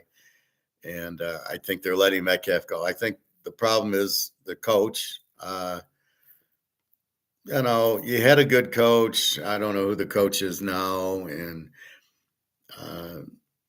they still want to play 70 Steelers. They want to draft Joe Green, and they want to get Lambert and Ham and Donnie Shell and Mel Blount. And it's hard to find those guys and keep them. Aaron Rodgers is certainly going to be the best quarterback they can get. I mean, now if I was them, they got Will Howard. Is he any good? I thought he was okay at Kansas State. At Ohio State, he was decent. I think you need Dago Pavia. That's who I would draft.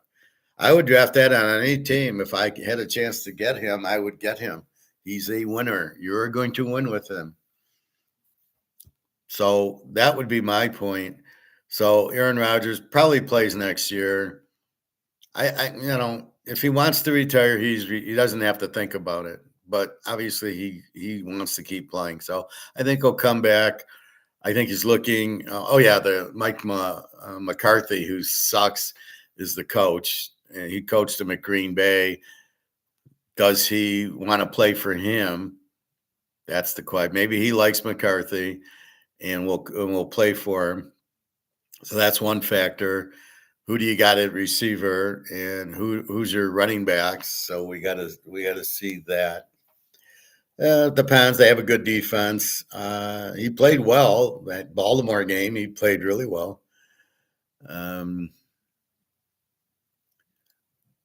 I know he's a few years away from Art, but he still has some game, and we have nothing else. Yeah, I mean, I don't mind if Aaron Rodgers. He didn't look bad last year. It wasn't Aaron Rodgers' fault they lost.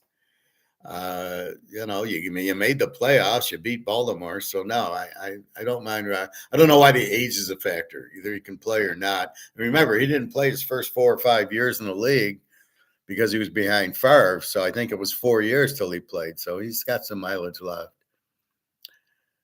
DK Metcalf is a knucklehead. Yeah. Why would he even go up to the fan in the middle of the game? I don't know. And it cost him. Mike McCarthy is the coach, used to be the Packers and cow. Yeah, he stunk it. He was okay at the Packers. They won the Super Bowl with Aaron Rodgers. At Dallas, I never understood that. He was terrible there. Too much Dak Prescott. All these teams want to be offensive teams, and the only ones that win are defense. Philadelphia, Kansas City, Denver, Seattle. Those are the teams making the Super Bowl, are defensive teams. And then you got the Lions, who have no defense. The last 2 years, they gave up 30 points a game. Their last 6-7 games, they always get the injuries. I read Zay Flowers said that for Baltimore, that the reason they keep getting injured is because of practice. The practices are so hard, the guy's getting injured. Now, I don't buy that. That's bullshit. I think the Lions' problem is they just they're not smart. They don't know when to hit and when to kind of go easy on, push the guy out of bounds, and then their players keep getting hurt. I've never seen a team, 5 plays, 5 guys get injured, they're out for the year. It's crazy. But the Lions GM's got his head up his ass. He doesn't know what he's doing because he's not prepared for it. As the GM, I got to go too deep, right? I got to go. And you can't pay Hutchinson said $30 million a year, whatever he's paying him. That's ridiculous. When you've got all these injuries, you can't pay guys a lot of money with the salary cap. Well, it's going up. So what? You still need the money. So that was probably the stupidest thing he did, because Hutchinson's never going to be the same with his broken leg. You can't break your leg in half and play football and come back like nothing happened. I mean, it's just naive. Golf is not good at all. St. Thomas he's starting to get injured. The other receiver from Alabama can only, he's fast. That's it. No hands. And then the tight end hurt his back. He's out. The line stinks. So basically, you got troubles. You try to be lucky to win 8 games, I think. They will have an easier schedule. And then it'll be same old Lions. They'll win 7, 8 games. Then they'll get the loser schedule, and then they'll get the high draft pick, and then that's when they're good. Otherwise, to try to compete with these other teams, they can't do it. I mean, they lost. We'll see how Jalen Daniels. He's good. Penix, he's injury prone. They blitzed him and he hurt his knee. Is injury prone. He's very good, but yeah, we got to see when he comes back. But Atlanta, he's much better than whoever they pick. Oh, Tagliafico. That guy's a joke. I mean, he's a minor leaguer. But Mike McCarthy, I don't. He won a Super Bowl. Well, no, it was Reggie White and Brett Favre, or maybe Aaron Rodgers won it. Maybe Reggie White wasn't there, but he's. From what I saw at Dallas, he sucks. They just don't know what to do there. So anyway, this draft, I guess, is what, this week? This will be interesting. Don't waste your time on offensive linemen in the first round. I think that's a joke. I don't know how you tell if an offensive lineman is good or not. I guess their footwork. To me, Reuben Bain's the best player in the draft by a mile. I would draft him first. Not some Ohio State line. They're saying this Ohio State guy.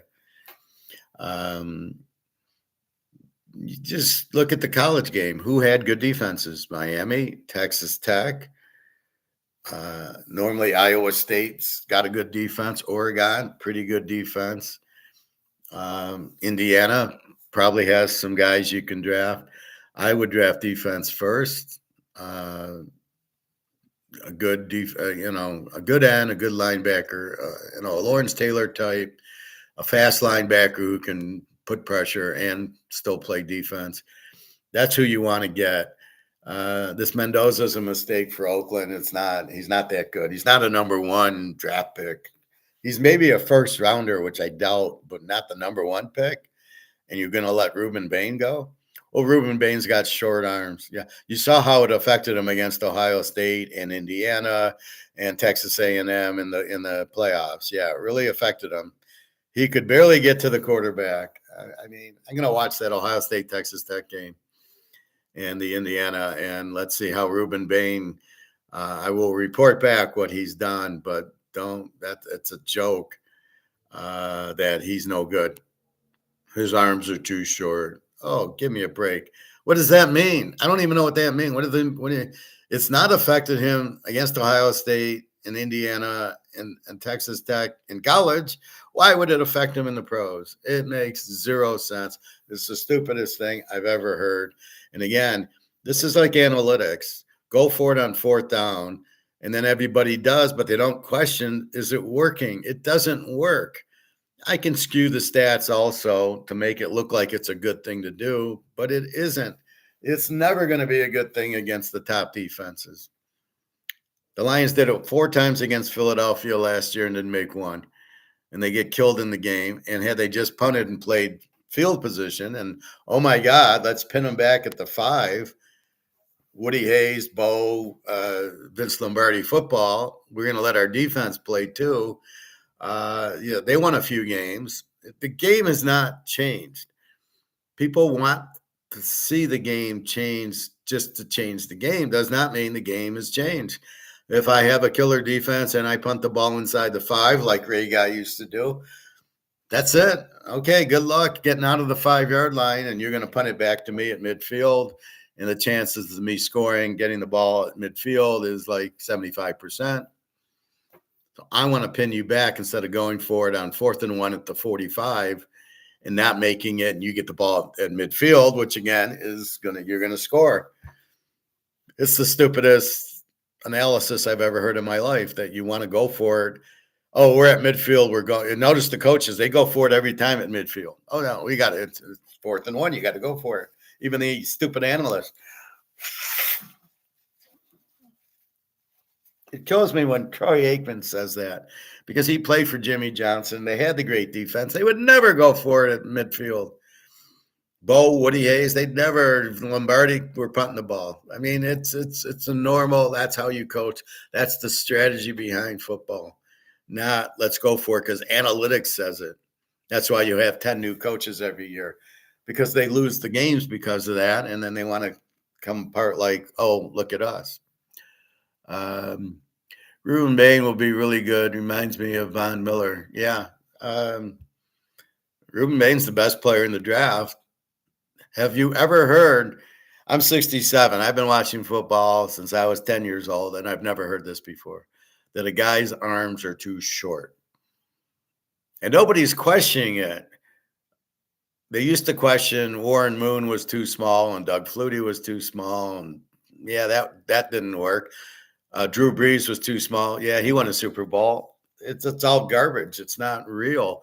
It's just talk. It's the stupidest thing I have ever heard. And to listen to these guys say it is insane.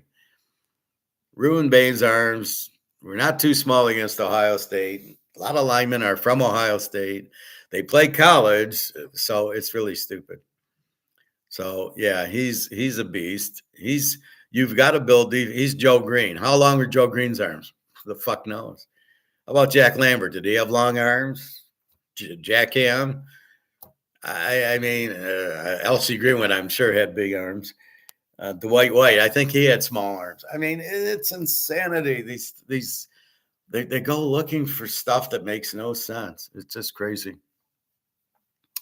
But yeah, I mean, if I'm drafting, it's the Joe Green pick, Ruben Bain. You take him. If I'm Pittsburgh, I'm drafting him if he's there. I don't know when Pitt's a playoff team, so they probably will draft late. But if I was Cincinnati, I would have drafted Ruben Bain instead of getting Dexter Lawrence from the Giants. I'd rather have Ruben Bain. He's younger and much better. So anyway, Cincinnati doesn't make any sense. You lose Hutchinson and you sign Dexter Lawrence. What was that all about?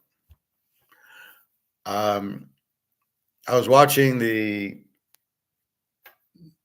79 Masters, I think, or 76 man. Gary Player won.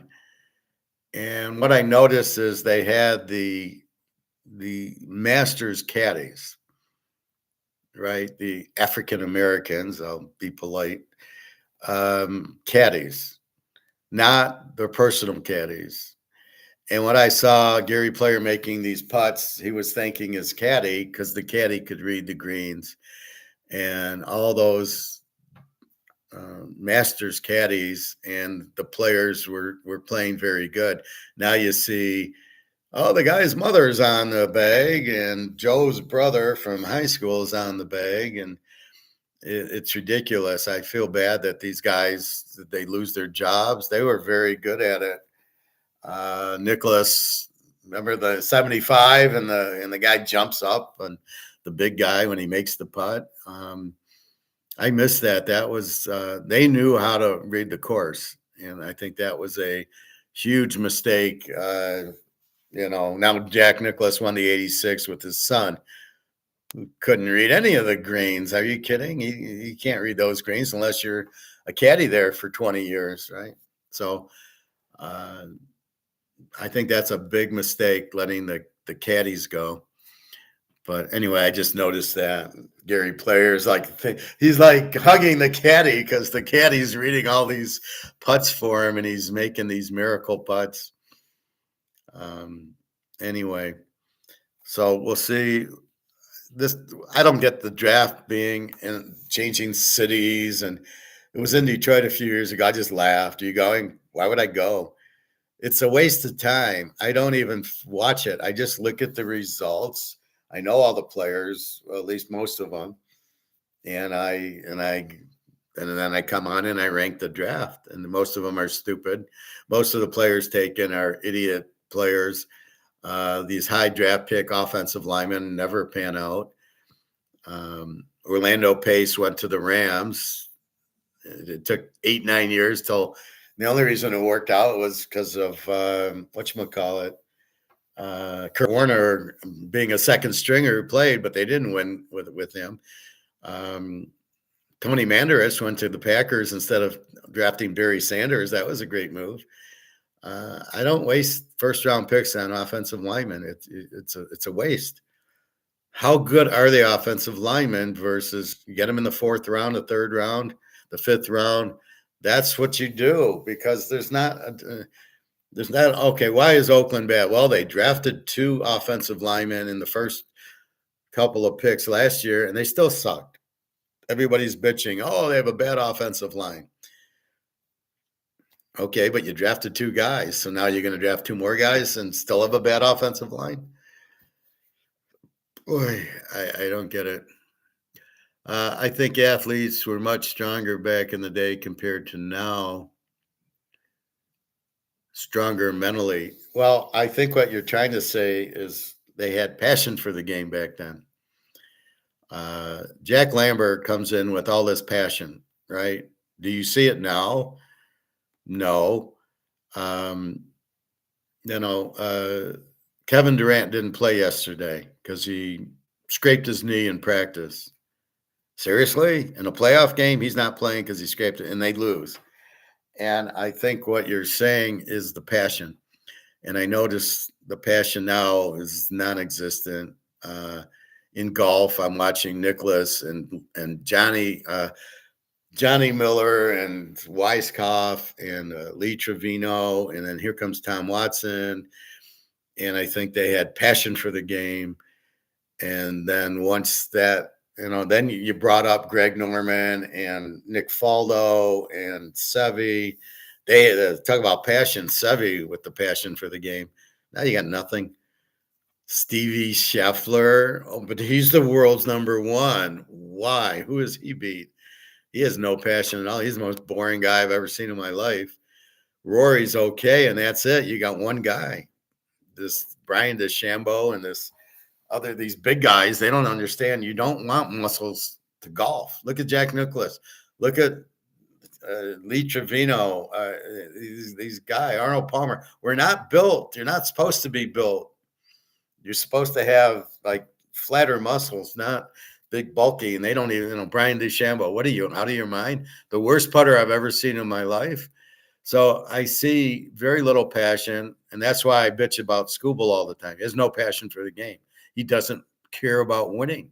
Then what the fuck are you doing out there? You should have pitched 8 innings at least against the Red Sox yesterday. You only had 89 pitches through 6 innings and you quit. You're a fucking quitter. You tell your manager, fuck off. I'm not coming out of the game. I'll quit. I don't care. I won't play for you then. I'm the Cy Young Award winner. I mean, if he doesn't want to win, then what is he doing out there? They're there for the money. Will Howard, I made more money at Ohio State. Well, go back to Ohio State. Oh, you can't. You're in out of eligibility. Well, then go fuck yourself. No passion for the game. As I say, when I was a kid, I was playing Little League and Babe Ruth League, whatever they called it. I played 13, 14, and 15, like Little League, because I didn't get paid for it. I played because I loved to play the game. And then golf, you play, you don't get paid for it. So it really pisses me off, these guys. Will Howard, why did Ohio State pay you anything? Why are these colleges paying these players? It's insanity. That's the passion you're talking about. These guys would play for nothing. They just want to play, and that's all gone. And I don't know where it went. It's very hard to watch. Baseball, there's no passion. Football, you get a little bit from the guy like Mahomes. Joe Burrow, he brings it. Definitely Jamar Chase, Jefferson, they have it. And that's about it. I mean, Kelsey, what's he doing out there? I think Kenneth Walker has it. It's just very hard to most of these guys don't care they play or not. NBA, there's no passion at all. You get guys like LeBron sitting out. Well, don't you want to play? You're getting paid to play and you're sitting out. You should be playing even if you don't. I remember Magic Johnson. There was a story about Wilt Chamberlain, and they'd play at the Forum or at USC or somewhere, pickup games, and Magic would bring the Lakers team, and Wilt would have his team, and Wilt would always win. Now, Wilt's not getting paid. He's 45 years old at the time. Magic's just in the league, and Wilt's somebody pissed off Wilt, and he says, there won't be any more scoring on this basket. And he shut them out. They're playing up to 10 or 11. Okay, they're not getting paid to do that. There was no TV there. Wilt took 4 guys and beat the Lakers, who were winning titles. He says, you're not scoring on me. And then that's the point. He played because he wanted to play. We are missing that. There is no fucking passion. I don't know if it's video games, it's AI or analytics or any of this shit. Analytics sounds like a very non-passionate thing where you are just looking at, it's 4th and 1, we got to go for it. You're not measuring the passion of the game. You're not looking at the score. I mean, so that's why I go back to the Lions all the time. The Lions are up 24-7. They're up 17, third quarter. I think Frisco kicks a field goal, so it's 24-10. The Lions go back down. It's 24-10. It's 4th and something at the 40 or 35, and they go for it instead of kicking a field goal. And that's where we're talking passion.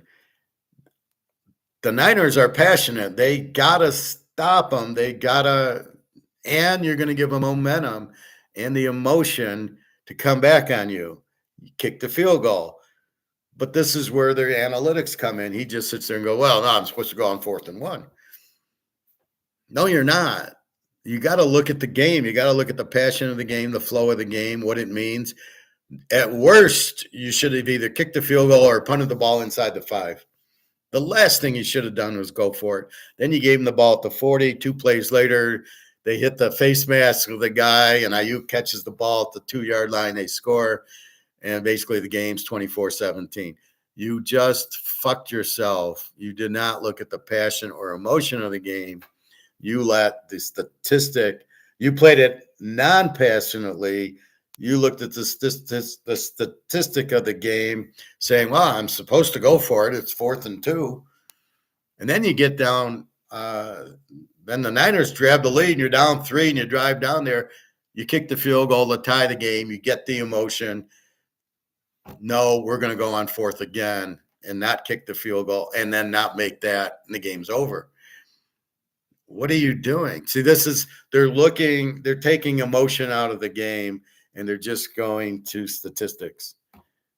And I think that's what's killing all these games. There's no emotion. Basketball, I can't watch. It's just them shooting 3-point shots. You got a 1-point lead. There's 20 seconds left. Just slam dunk it. Drive the hoop. Get fouled or make the layup. Get the points. You don't take a 3-point shot from half court going, it'll go in. It's only a 50-footer. I mean, what? I'm going to make that maybe 1 in 100. Yeah, seems like a good thing because statistically it's worth 3 points. So I think people are getting away from the emotion and passion, and they're getting more into the statistics. And it's a bad mistake. And that's why you see 10 coaches fired every year. You're playing statistics, not emotion, and you've got to play the emotion. That's the key to the game, the emotion of it.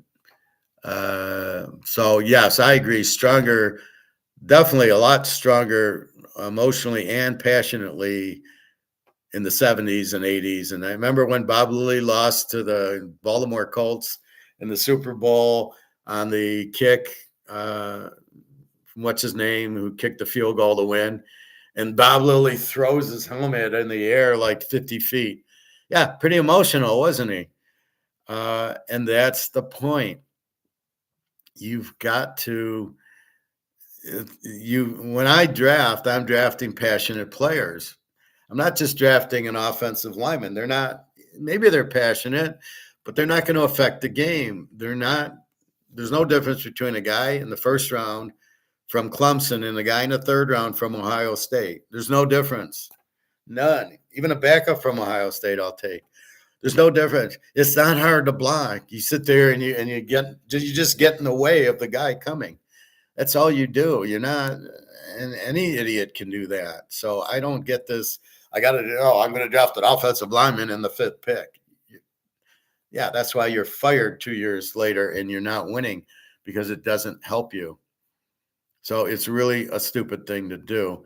You want guys with passion who want to play. A lot of those guys are at LSU and not at Alabama. Alabama guys are not emotional. They're there for the money, and that's it. And it's a joke. Okay, all that. Jack Lambert was drinking Budweiser and smoking cigarettes, and he still played every game at a high level with heart and passion. That's the point. Lynn Swann, Franco, Stallworth, the whole team was passionate. Joe Green was the most. I mean, they show you that Super Bowl against Dallas with Jack Lambert, and look when they fucked with the kicker, right? Roy Girello missed a kick, and Charlie Waters is pushing at him, saying, "Hey, nice kick," and Lambert sees it and he throws him down. That's the passion that you want, and it's gone. It's too much analytics. When I bet passionately. I don't just use the numbers. As I say, I might use technical analysis when I'm, today the Mets have lost 10 in a row, so I'm betting the Cubs. But it's still a gut instinct and passion that drives me to the bet, not just simply looking at they've lost 10 in a row and I'm going to bet it. I still look at the pitcher and I still decide, although today I kind of made the comment, I don't care. I'm taking the Mets. I don't care who's pitching. But normally when I'm going through my picks, especially in football, it's passion that I'm picking with. It's the soul that I'm making the picks. I am not picking, well, they're 4-0 as a home dog, so I'm automatically going with them, especially in the pros. Yes, I like Mahomes as a dog because he's passionate, and I like Joe Burrow as a dog because he doesn't like to lose and he's passionate. And Josh Allen, I take as a dog. Usually I take him over. And Bo Nix is passionate. And that's why I like Daigio Pavia. He is emotional. He's very passionate. He's a winner. Mendoza's not. I don't know. Mendoza threw a couple interceptions against Penn State. He had no business throwing. But people forget that. Yeah. Or the Ohio State game, they won 13-10. He didn't show up. So this is my point. But Daggio beat Alabama. Why do you think I bring that up? Because it shows you he's not scared of Alabama. He put up like 500 yards and all these touchdowns. He killed Tennessee their last game against Tennessee in a big rivalry, and he throws for 500 yards, and they put up 50 points against Tennessee, the same Tennessee team that beat Florida a couple of weeks earlier, like 23-0. That's what it's about. It's getting players that want to play for no money. And I don't see that. This mechanical thing, giving him, 8 years for $150 million? How good do you think that guy's going to turn out? This guy's going to be a bust because he has no incentive. You've killed the incentive. There's no way he can be any good. He's just going to sit there and go, let me count my $150 million. I don't need to play. That would affect your incentive as getting paid like that. So young, he hasn't proven anything. He's a minor leaguer. All right, he got a few hits because the pitchers suck. Yesterday, that pitcher sucked, and he got a hit off of him. but I've seen him with, wait till he faces better pitching. But the pitching's so bad in the league. But that was a waste. You can't pay a guy like that without incentives. And that's why I bet you Scooble, no passion, doesn't care, doesn't want to win. What the fuck's he doing out there? So that's why I like Skeins, and that's why I like Max Fried and Chris Sale. These guys are passionate and want to win. Aaron Judge, very passionate. There's nobody on the Tigers has passion. All a bunch of losers. They're a terrible team. They win because they steal signs at home. That's why they win. It's pathetic. But again, there's no passion. These guys just play for the money. They don't give a fuck. And it's disgusting. I remember, Cliff Harris. Yeah, I know. I think, what did I say? Charlie Waters. I remember Lambert hit Tony Dorsett in the backfield and said to Dorsett, "That look cool, your ass off." Well, absolutely. Dorsett, I don't think played with passion. He did at Pittsburgh, as did Hugh Green. But when he got to Dallas, I don't think he was not nearly as good as he should have been. You had Roger Staubach and Tony Hill and Drew Pearson. They should have won a lot. But yeah, against the Steelers, he did nothing. Against the Niners in the Joe Montana, the catch game, he gets hit in the eye and he's out for a while. And you think Jack Lambert would have missed a play? The problem with the Steelers, why the Steelers went down after the '80 Super Bowl was Mike Wagner and Joe Green retired. Mike Wagner was outstanding. I don't think he's in the Hall of Fame. He should be. He made so many key interceptions and tackles. And that Raider game in 74, 75, that ice game in Pittsburgh, he had like 3 or 4 fumble recoveries. He was very good, and they missed him when he went because their defense kind of collapsed without Green. Otherwise, why did they? That should have been a hell of a Super Bowl, Pittsburgh and against Joe Montana instead of Cincinnati. What was that all about? But the players with passions, who we look to bet, and I'm looking for that. That's why I'm on Daggio Pava, not on Mendoza. That's why I'm on Ruben Bain. The passion, not, well, he's got small arms. Who gives a fuck? What does that have to do with anything? He obviously had small arms last year at Miami. Yeah, it really stopped him from going to the championship games. What the fuck are these people talking about? But the passion's the key to it. That's the whole point of sports, is you want to do it. You want passionate girls when you're with them. You want passionate at golf, and if you're playing baseball or softball. I remember I was a very good hitter when I played softball, and very passionate about it. In one game, I hit this line drive that you could almost not see up the middle, and it should have been a hit, and the second baseman kind of moved over and caught it. And I threw my bat. I was so pissed that he caught that ball, and I said to myself, just hit the ball 2 feet higher over his head the next time. But I had a closed stance, and I hit a lot to right center. The weaker players are in there, and I hit probably 600 softball. It was nothing. But I was pissed when the guy caught the ball. Really pissed. But that's what you bring, is passion. So the guys who just kind of come out there like that, go fuck off.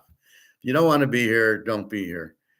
And one guy, I was managing softball, and it was a very competitive league. And the guy comes out, and he's not a very good hitter. And there's a guy on third in less than 2 hours. I said, just hit the ball as far as you can. Hit a fly ball to right field as far as you can. What does he do? He hits a line drive to second base. And I said, you're never playing again. And I never played him again, because that ball, if you are passionate and you want to win, should have been deep to right field. I don't care if he gets it. I want the run to score. You lined out to second, didn't score the run. Go fuck off. And I told him, I says, forget it. You're not playing anymore. If you don't want to listen, I'm the manager. If you don't want to listen to me, go to the grocery store and gross and do bags. And I do that a lot because I used to work there. But I remember when I would work at the grocery store, everybody would come up to me for my picks. I'm what 16, 17, 18. I'm betting football on everybody. Guys with bookies are who do you like? The guy in the produce, Tom with the bookie, he's like, who do you like? And I'm making guys tons of money. And it'd be Saturday afternoon. And of course, you didn't have a phone. iPhones weren't out yet. And so I'd go to the pay phone and 1-800 scores or whatever it was called. And they'd run down the score. Here's Clemson's winning and Boston College and Ohio State, Michigan. And it was that was passion. I can't wait. Yeah, sorry, let me go do cards. Because I got to check the phone. And the whole store was asking me for my picks, and I was making them a lot of money because I always could pick because it was always a passion pick. At the time, it was Clemson a lot when they were really good in the 79 or 80. They won the title, and we were betting them every week, and nobody knew who they were. Who Clemson? South Carolina. They're in the ACC. Nobody knew. Virginia Tech was another big one, and they had Bruce Smith at the time, and they were winning every game. And then, where are you getting these games from? I go, well, I do my research. That's the hot team. That's who I bet. So passion's a very big thing about everything. Like I say, if I'm out with the girl, and I want the passionate girl, not the girl who just sits there. You just sit there with me, forget about it. You're done. But I like the passion.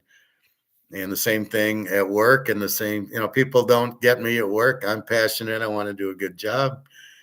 I'm passionate with the gold and silver. I know that's the only play you can make. I know that. And that's why I get kind of like when idiots come on here and go, oh, I'm in Bitcoin. Why are you here? I mean, are you an idiot? Why are you in Bitcoin? It's all fixed. It's a Ponzi scheme. And so, the passion is gold and silver because that's the right. I know that's the right move. Like I give you my locks in football. I can feel that game's going to win, and it wins a whole lot of times. That's how you go 70%. You feel the game passionately, and you're going, yeah, they're going to win. They got the right players. They're playing the right team. The Bengals over, the Lions over. Yeah, I can see their offense. Their defense sucks. The coach sucks. So I can tell right away what kind of team I got. And that's why it's like baseball. What's going on with Colorado? This is where the analytical part goes. Wait a minute. They beat the Dodgers 5-4. They held them to 4 runs yesterday. And so you're looking at that's when you analyze and you go, why is it 5-4? What's going on there? And it doesn't make sense. And so that's why I really don't like the analytics, because it takes the emotion away, and it's fucked. And you can't use math to do it. And I kept talking to Nick. He said, well, I do the formula. I go, you can't. You've got to feel the game. You've got to be passionate about the game. And if you take the emotion out with the analytics or an algorithm, it doesn't work because you can't include all the variables. And I'm kind of look, I've just told you a variable. What's going on with Colorado? They're holding the Dodgers to 4. Well, that's part of the variable. Wait a minute, that's changed. And I looked, and they got a good pitcher, and they have a good bullpen. I'm like, oh, okay. They're not gonna be the over team they have. Oakland still there. I get confused when the White Sox don't have a hitter over 240 and they score 6 runs. You're like, how did that? And that's where you realize it's the average is the very hard variable to figure out. That's why football is easier. I always have, if everybody's healthy, I always have Mahomes and Burrow and Josh Allen and Bo Nix. I always have them, and I can bet on them, and I know what's going to happen with them, as we know Lamar stinks. So you have that. That's what's so much easier about football. Baseball, I got Scanes today. I got Ric Flair today, but then tomorrow I don't have them. And okay, how do I then feel the other pitcher? And that's what's really difficult about baseball. And then the lefty pitches and they play the righty lineup, and the righty pitches and they play the lefty lineup. They're not equal. The lefties can probably hit better than the righties, but then if I pitch a lefty, you take the best players out of your team. Are you insane? Babe Ruth, Lou Gehrig were both left-handers. Could you imagine today? Yeah, sorry guys, they're pitching a lefty. I'm going to have two right-handed guys that we've never heard of bat, because you know what? You can't hit lefties, because analytics says, babe, sorry, but you're not going to be able to hit lefties. It's just that's the way the stats come in. You're like, are you on drugs? Like, I'm the best hitter that's ever played, and you're pulling me out because there's a left-handed pitcher you don't think I can hit. I mean, that's the size of it. Joe DiMaggio, sorry, we got a righty going today. You got to sit out. Mickey was okay because he could pitch and bat from either side. But that's where the thing came in. Bobby Orr, what an emotional player that guy was, right? He was a killer, and you don't have that now. There's no passion. There's no pride. Like Al Davis said, pride, poise, passion, and that's what he meant. I want somebody who wants to play because they want to play, not for the money. We'll pay you, but we want you to perform. And that, like you said, Jack Lambert, Joe Green, he'd get pissed if they lose. But that's what you want, and you just don't have it now. The kids grow up on video games, and then they look at analytics, and I'm gonna I use analytics to bet stocks, and you're like, what a fucking idiot. So again, well, look at all the money I made. Yeah, you're about to lose it because the dollar's going away. Oh no, it can't go away. How can it go away? I talked to my friend at Mercedes. She goes, well, the dollar's always been there, and it's not going anywhere. And I'm like, are you on drugs? Like, it's gone. I know it's gone. You want to play fantasy and think it's nothing can happen to it. You're out of your mind. It might still be here, but it won't have a value. And that's what catches people. They don't understand that. I lived in the same little town as Mike Webster. Yeah, I remember him. Didn't he play for Missouri or something? Or I know he went to KC. He was in the 74 draft with Swan, Lambert, and Stallworth. What a draft that was. Now we see these pathetic drafts going on. A coach has to be an idiot to use analytics. Analytics says go for it on 4th and 2 at midfield, but analytics doesn't know if you're playing against the Houston, Texas D or a 5th grade Pee-wee. Well, that's the point. Not only that, how am I playing? Maybe my team isn't, maybe my defense is playing great. I want to punt the ball inside the 5. I agree. That's what I keep saying. You're playing the Eagles. The Lions went 4 times on 4th and 2 and didn't make any of them. You're playing Jalen Carter and all my Georgia guys. You're not going to get 2 yards, and your offensive line stuck last year. So this is that's why you see 10 coaches being fired every year. You had 10 coaches fired out of 30. And most of them are analytics. The best one I love is you're down 14, you score a touchdown, you go for 2. And if you miss it, now you're down 8. You need a touchdown and a 2-point conversion to tie. Kick your extra point, get down 7. And then when you're down 7, analytics says when you're down 14, it's easier to get the 2-point conversion. Oh, of course. Against whom? Well, it just is easier. It's insanity watching this analytics. It makes no sense. We fight it with gold all the time. Well, the dollar's stronger, so gold's going down. The dollar's stronger. They print 150, 200 trillion dollars, and you want to think it's stronger? Are you kidding me? The dollar's gone. It has no value. Why is gold going down? Why is gold even in the cross with it? Well, because gold's money. Well, gold's not money. It is money, but they're not using it. And that's why I brought up yesterday, there's 76 million tons of paper silver. There's only maybe, let's call it 1 million tons of physical silver. Why are we pricing physical silver where there's only 1 million tons, of which probably 900 million or 900,000 of the millions gone. So there may be 100 million left. I doubt that. China and Russia have bought most of it.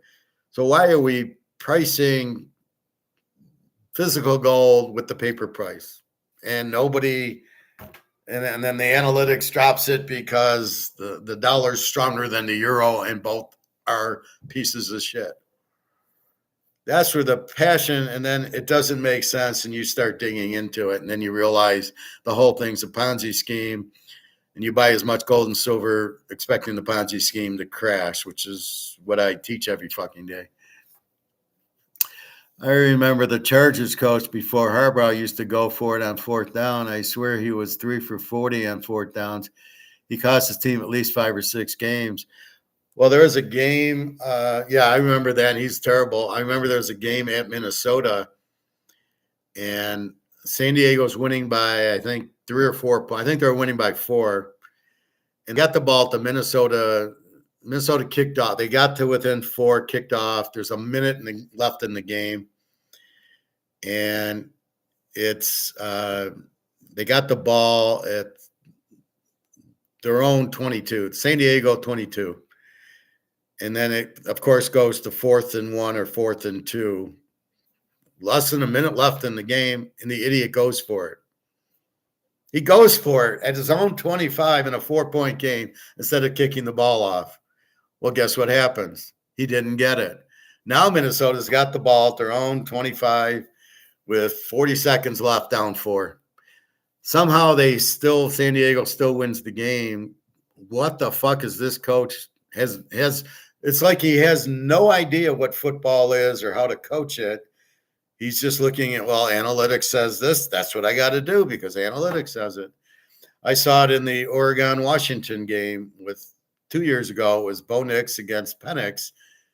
The game was played, I think, at Oregon. And I teased the dog, so I'm fine. And there's less than a minute left, and Oregon's got the ball at midfield. And it's 4th and 1, and there's not a lot of time. All you have to do is punt the ball deep and then let them go. They got to go 80, 90 yards in 30 seconds. It ain't going to happen. And they needed a touchdown. They go for it at the midfield. They don't get it. 2 passes later, Penix, 25-yard, and then a touchdown. And Washington wins the game. Cost Oregon a playoff spot because then Washington went into the playoff and eventually lost to Michigan. And the Oregon coach does this all the time. He had the ball at the 2-yard line. Just kick the field goal. No, I got to go for it because analytics says so. And he didn't make it. And he would have won these games. Take the points. Now, Bo did it against Ohio State in the 14-12 loss in 74. But that was a little different. I don't think he knew analytics. He was just like, if we can't make a yard, we don't deserve to win. So he wasn't using analytics, but twice at 4th and 1 at the Ohio State one, he didn't get it. And they lost the game by 2. And you're like, maybe try throwing the ball. He'd run into the middle, and then he'd do an option late on 4th down. And, of course, Ohio State was ready for it. And later on, he finally scored. It was like 14-3. He finally scores. And he goes for 2, and the way he goes for 2 is he throws the ball, and the guy's wide open. You're like, maybe you should have done that when it was 3rd and 1 the other 2 times you were down there. So, yeah, that was not analytics. But, yes, the Oregon coach and the San Diego – why do you think the San Diego coach isn't coaching? Why do you think Jacksonville coach? I mean, they went for 2 at the end of the game. 24-23, you score – and just kick the extra point and go to overtime. No, we're going to go for 2. And, of course, they don't make it. And, of course, because getting 2, you can't throw it. There's no room in the end zone. But we're going to do it anyway. And, unless you're running the Dave Casper play, it isn't going to work. So it's crazy. Or hand the ball off to Franco Harris. That would seem like the most logical way to get 2 yards. But that's the problem. They're too stupid. They don't understand what they're doing. They shouldn't be coaches. But what do we learn? Oh, we're betting against this idiot. We bet against San Diego. I bet against Jacksonville with that coach. and you make a lot of money because these guys are fucking morons. That's why I'm looking for coaches. Let's see, Bill Parcells. I don't see Bill Walsh. Chuck Noll, Shula. I never was a big Shula fan. He lost. He choked so many times in the '60s for Baltimore. It was scary. And then he lost the Super Bowl to the Jets. I was not a Shula fan. It's ironic. The only reason he won a Super Bowl is because they had to run the ball, and he was a passing guy. So they had Zonka in the defense is the only reason they won the 2 Super Bowls. But when he got Marino, he never won a Super Bowl because he was too stupid to figure out how to use a passing quarterback. Like he had Johnny Unitas. He didn't win anything with Johnny Unitas, and he won nothing with Dan Marino. And he's a good coach, yeah. But I mean, Joe Gibbs, Jimmy Johnson. Where are the coaches? Lombardi. Lombardi is the best coach. I hate when they call Belichick the best coach. Really? He's better than Lombardi, who won 5 championships in 7 years. Belichick beat Carolina and all these shit teams. When he faced Baltimore with their thing and the good Steeler teams, they didn't show up. So no, he was not the best coach because he won 7 titles. They won because of Tom Brady in a very watered down league, which is what you got now. You got a very watered down league. That's why Mahomes wins most of the time. You're starting to get a little bit better with Denver coming in and Cincinnati's screwing up without their defense. You got Joe Burrow. You should be winning the title every year, especially with Chase. I mean, how the fuck do you lose that? But there's no good coaches. This guy in the Lions, he's a joke. Oh, we got to go on 4th down because I'm an idiot. Oh my God, it's just scary. I don't like the Mark McCarthy. I don't like. I'm not sure. The Seattle coach seems to be a defensive coach. The New England Vrabel seems to be a defensive coach. Notice who was in the Super Bowl. It was going to be either Denver with their defense. It would have been Denver if Bo Nix played. Bo Nix would have won. They would have went to the Super Bowl, and they might have won it with Bo Nix. I don't know why people don't like Bo Nix. It's crazy. Guy's a fucking winner, and you don't like him. Well, because he played at Auburn. Yeah, but did you see him at Oregon? Anyway, that's what you got is the pride and the poise and the passion that Al Davis always said, and that's what's really missing. The guys are there for the money, especially basketball. For these guys to sit out tells me they're not passionate about it. They are losers. LeBron's a loser. I swear, if I saw LeBron walking down this, if I'm at an airport and LeBron's walking the other way, I'm just telling him to fuck off. I'm not giving him my time or my attention. Like I said, I met Isaiah Thompson outside the party store. Isaiah Thomas outside the party store where I lived in Detroit. He's just smiling at me. Hey, how you doing? I'm like, holy fuck, it's Isaiah Thomas. And he was a nice guy. He was a very nice guy. And but I did say hi to him. But if I saw LeBron, I would just say, you're a loser. You're a terrible player and a terrible person, and you're a loser. And that's it. You root for the Chinese, I see. Anyway, so little economics. You buy your gold and silver because the dollar's gone, because they're printing it to death, which is the key variable in what makes the dollar go away, which has happened every time in history. As I show you with Egon, it's to reinforce that it always happens. It is not a guess that the dollar's gone. It is a fact. It's happening when you print too much. When you print too many dollars, it goes to zero. Put it this way. You have an option of getting $1 or getting an ounce of gold. What do you take? Well, the dollar is printed and nobody wants it, and it has no value, and the gold has the value. The gold can't be printed and has a lot of value, a lot more than it shows. So what's going to happen is nobody wants the dollar. You can't sell your treasuries because nobody wants the dollar. Everybody wants to deal in yuan, which is gold back. We're becoming gold back.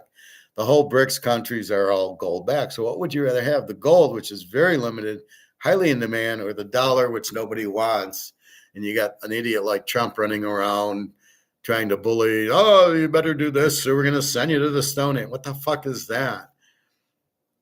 And I hate when they call it the leader of the free world. He's hardly the leader of a free world, nor is he a leader at all. He's paid off by the Israelis because they're blackmailing him about this Epstein thing. And that's it. I mean, this guy's a fucking loser.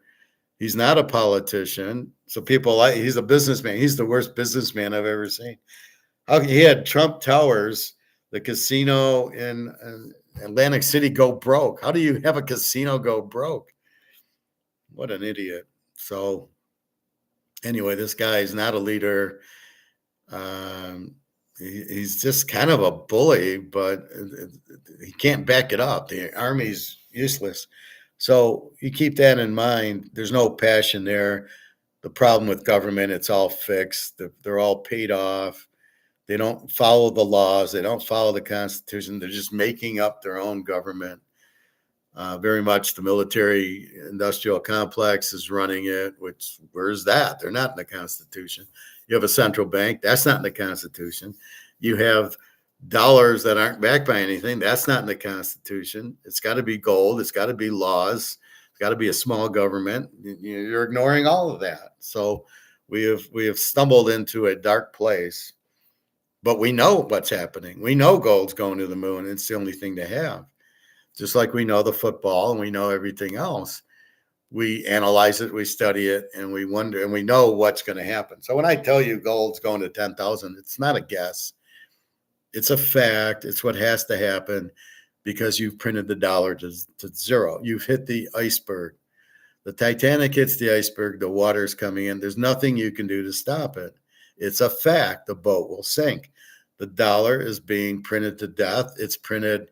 You got $1.5 trillion just in interest on the debt. You have this whole thing of too much government employees, which you can't afford. You have Social Security, where you're stealing my money to give to somebody else. Now you're stealing the younger people's money to give to me. And then why don't I just have my money in an IRA or my own Social Security account? I'd have 500,000 by now. With all the years I worked at 5%, I would have 500 grand. I don't need 2,500 a month if I could have 500 grand in bulk. That's a lot more gold I could be buying instead of this, what I get. But again, you must be passionate and enjoy life with your friends, with your family, with your girlfriends. If you don't, it just doesn't. It's a very boring life. It's a stupid life, really.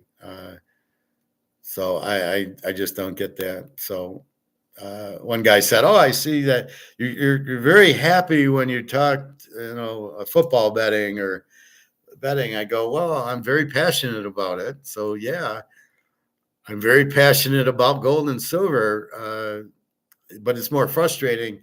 Because I'm trying to get you into that and get out of the dom. It's more of a warning where I know I'm going to make you money picking football games and basketball and baseball. Baseball is a little hard, and I warn you, but football, I'm dead on with that. I've been doing it so long. I know exactly what to look for. So you're always looking for Lawrence Taylor. You're always looking for Joe Montana. And when you find them, that's who you bet on because they're winners. They're passionate about the game. And look at Joe Montana, got the concussion in '87 with Jim Bird hurting him. He played in '88, I believe. He played, when Leonard Marshall broke his hand, he needed to recover, but he came back. And that was the worst move the Niners made was Steve Young was terrible, was letting Joe Montana go because of the injury. I thought that was terrible. That was stupid. He's a winner. He's passionate. He'll play for nothing. That's the guys you want on your team. Ronnie Lott, whatchamacallit, Dwight Clark. These are guys that are playing for passion. They're playing for the love of the game. They're not playing for the money. And that's why it's so embarrassing now to watch sports. It's hard to watch basketball because they're just it's a stupid game now. Let's shoot 3-point shots. No no charisma, no passion, no analytical uh, making plays, magic with the behind the back and getting the ball to Kareem and he skyhooks. There's none of that creativity anymore. That's the word I was looking for. So that's the problem with basketball. It's once you've seen Magic and Bird and Isaiah, Kareem, the Dr. J, and all those guys, and Wilt, it's very hard to watch this shit. And the young kids are just so stupid. Oh, I'm going to bet player props. You have no idea what you're doing. You have no idea how to win at it. You don't know that the odds are even good. What the fuck are you doing with player props? Well, it's easy money. It's. I don't have the capacity to think for more than 5 minutes because we keep watching all these cartoons and all these commercials. I hate that. I'm watching a movie and it's commercials. 5 minutes and then commercial. You're like, Jesus Christ. Pluto is tough to watch. That's why I go to Netflix once in a while to at least get no commercials. How many times can I watch Mission Impossible and then all the James Bond franchise, which is all leaving tomorrow? I can't wait to see what I'm going to get replaced with at $20 a month for Netflix. What a joke that is. Anyway, yeah, they want to get involved. So their stock is way overvalued. That's ridiculous. Anyway, enjoy your Sunday. Be passionate. And just go enjoy whatever you want to do. You want to learn to cook. You want to learn to golf. Go do it. You golf. Go do it. Go enjoy. Here it's been raining and cool. I'm anticipating my move. It's not for 2 weeks. I've got everything packed, as you can see, but I can't pack all my dishes, all my spices. I need a pan out for cooking my omelets. So you're really kind of most of that, and that's what I see a lot is the kitchen. So that's what I'm kind of doing. Anyway, the pool's closed for a freaking week till the 26th, till next Sunday. It really blows. I need my hot tub and my pool. I want to stay in shape when I can. So I like getting out and going there every day, and it's really frustrating to not do that. But I've been pretty busy with the move. But again, it's all set. Everything's set.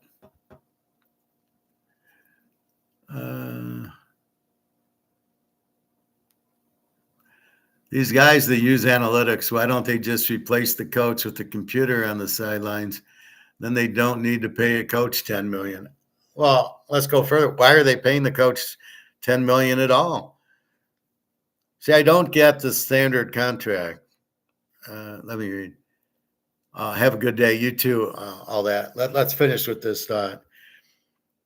Why don't they pay everybody in sports on not a flat contract, but on performance? They should all be performance contracts. You want a coach? I'm going to give you $100,000, and if you win, if you go over 500, I'll bump you $1 million. If you make the playoffs, I'll bump you another $1 million. If you win in the playoffs, I'll bump you another $1 million. So if you do all that, you can get $6 or $7 million. But if you don't, and you put your head up your ass and you use analytics, I'm not giving you anything. Look at this Dan Campbell. Oh, he made it to the championship game. He blew the championship game. Then he lost in the first round, and now he didn't even make the playoffs because he got his contract, and he's told you to fuck off. I'm not really a good coach. I've never really coached before. I don't know what I'm doing. I had a good offensive coach in Johnson, and that's why we went 15-2. And when he left, we went 10-9, and his team went 15-2.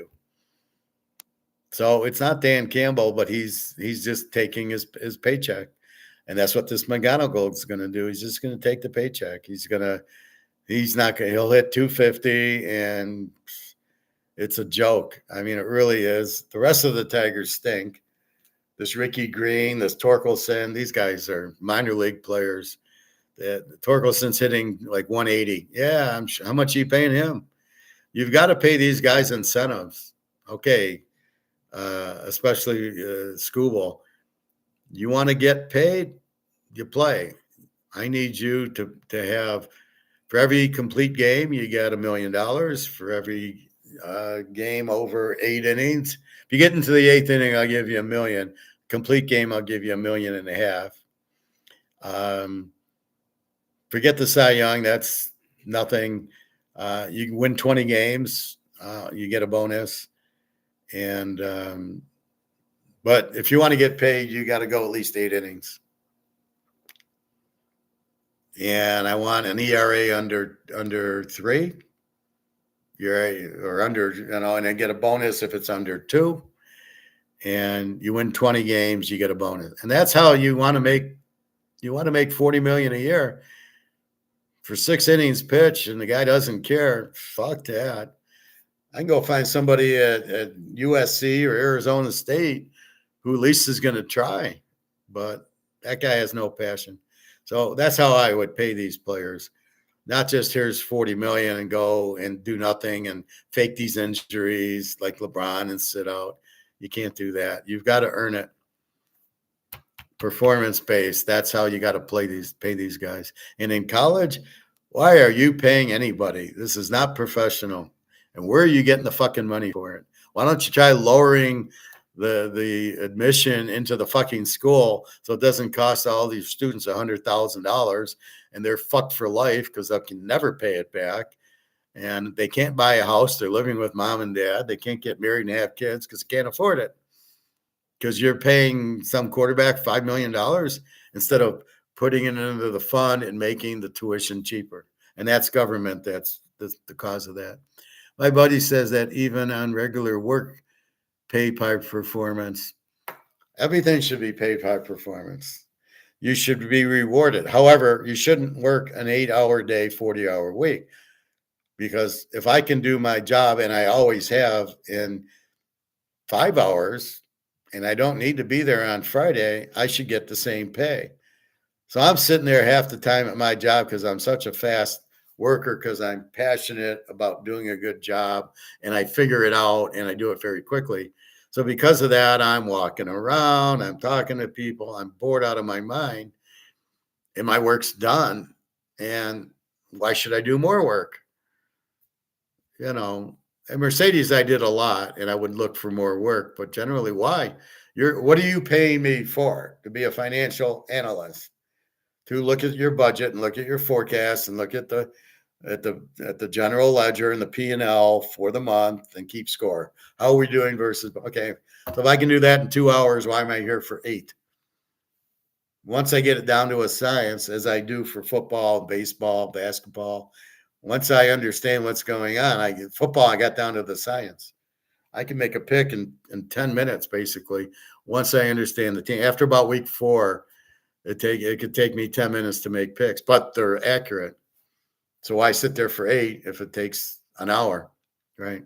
College is the hard part because there's 130 teams, and I know about 60 cold, and then it's the Sun Belt and the MAC that you're like, who are these teams? Anyway, that's how you're back in the 1930s working at Ford producing cars on the assembly line. All right, you got to do so many screws for each car, and that was it. So it's really stupid. Anyway, I think that's it. Yeah, we're 2.5. So good luck on that. We'll keep an eye on gold tonight about 6:30. The paper gold, the 4,390,000 tons of paper gold will be active versus the 200,000 tons. Talk about a discrepancy. 200,000 tons of gold is being priced at 4 million tons. And we wonder why we're shouting, going, where are you getting 4,800 from? It's not close to that. It's much higher. So that starts, the basketball's on today, all the games. And baseball, I I don't know if it's on TV. It is so stupid. I walked into my phone. I showed you my tabs all turn white in my menu, right?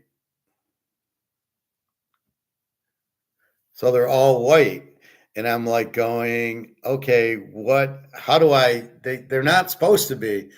Like the Yahoo's supposed to be blue and the gold tab's supposed to be gold. And I don't know. Somebody texted me and all my phone went to a different menu that since I didn't do it, I don't know how to get it. So I went to the computer place, the phone place, and the guy wasn't there. And they got the ball game on. And I go, well, that's too bad it's not on regular TV. They're there. So I saw like 2 minutes of it and they were closing. But anyway, it's just a joke. All right. Have a good day. Enjoy. Hopefully, you'll make money on baseball and basketball. I do my best. What I think will happen, I try to tell you not to bet a lot. This is just small. Let's have some entertainment. Let's have some passion for the day. And really, we're just trying to see how, yes, okay, I'm getting basketball. I'm getting baseball again. It's too many variables. That's why it's so difficult. So you almost have to take each starting. The Skeins, we're going to bet this way. Oh, the next guy. And that's kind of what I do by the ERAs. I'm looking at that. Anyway, I will talk to you tomorrow. Again, I got 2 weeks to move, so I will be here. And that's about it. I'm going to try to walk today. My foot's bothering me a little bit today, and we will go from there. All right. Have a great day. Enjoy. Let me know if you have questions or comments. Take a look at my new trigger video. I know the other one was 40 seconds. This is 4 minutes, but it really encapsulates what I do now because it used to say technical analysis, which is, I said I can't use it. And gold and silver and economics has been added to it because when I did it, it was 16 years ago. It wasn't really,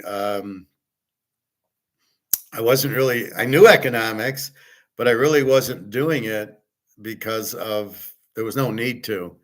But now that I see I have to get the message to buy gold and silver, the dollar's collapsed. So I need that. So I needed a new title. Anyway, have a good day. www.teaserking.com. See you tomorrow, Mr. All That, and have a nice day too. And off we go. Just enjoy. Be passionate today. Enjoy the day. And take care. All right. Have a nice day.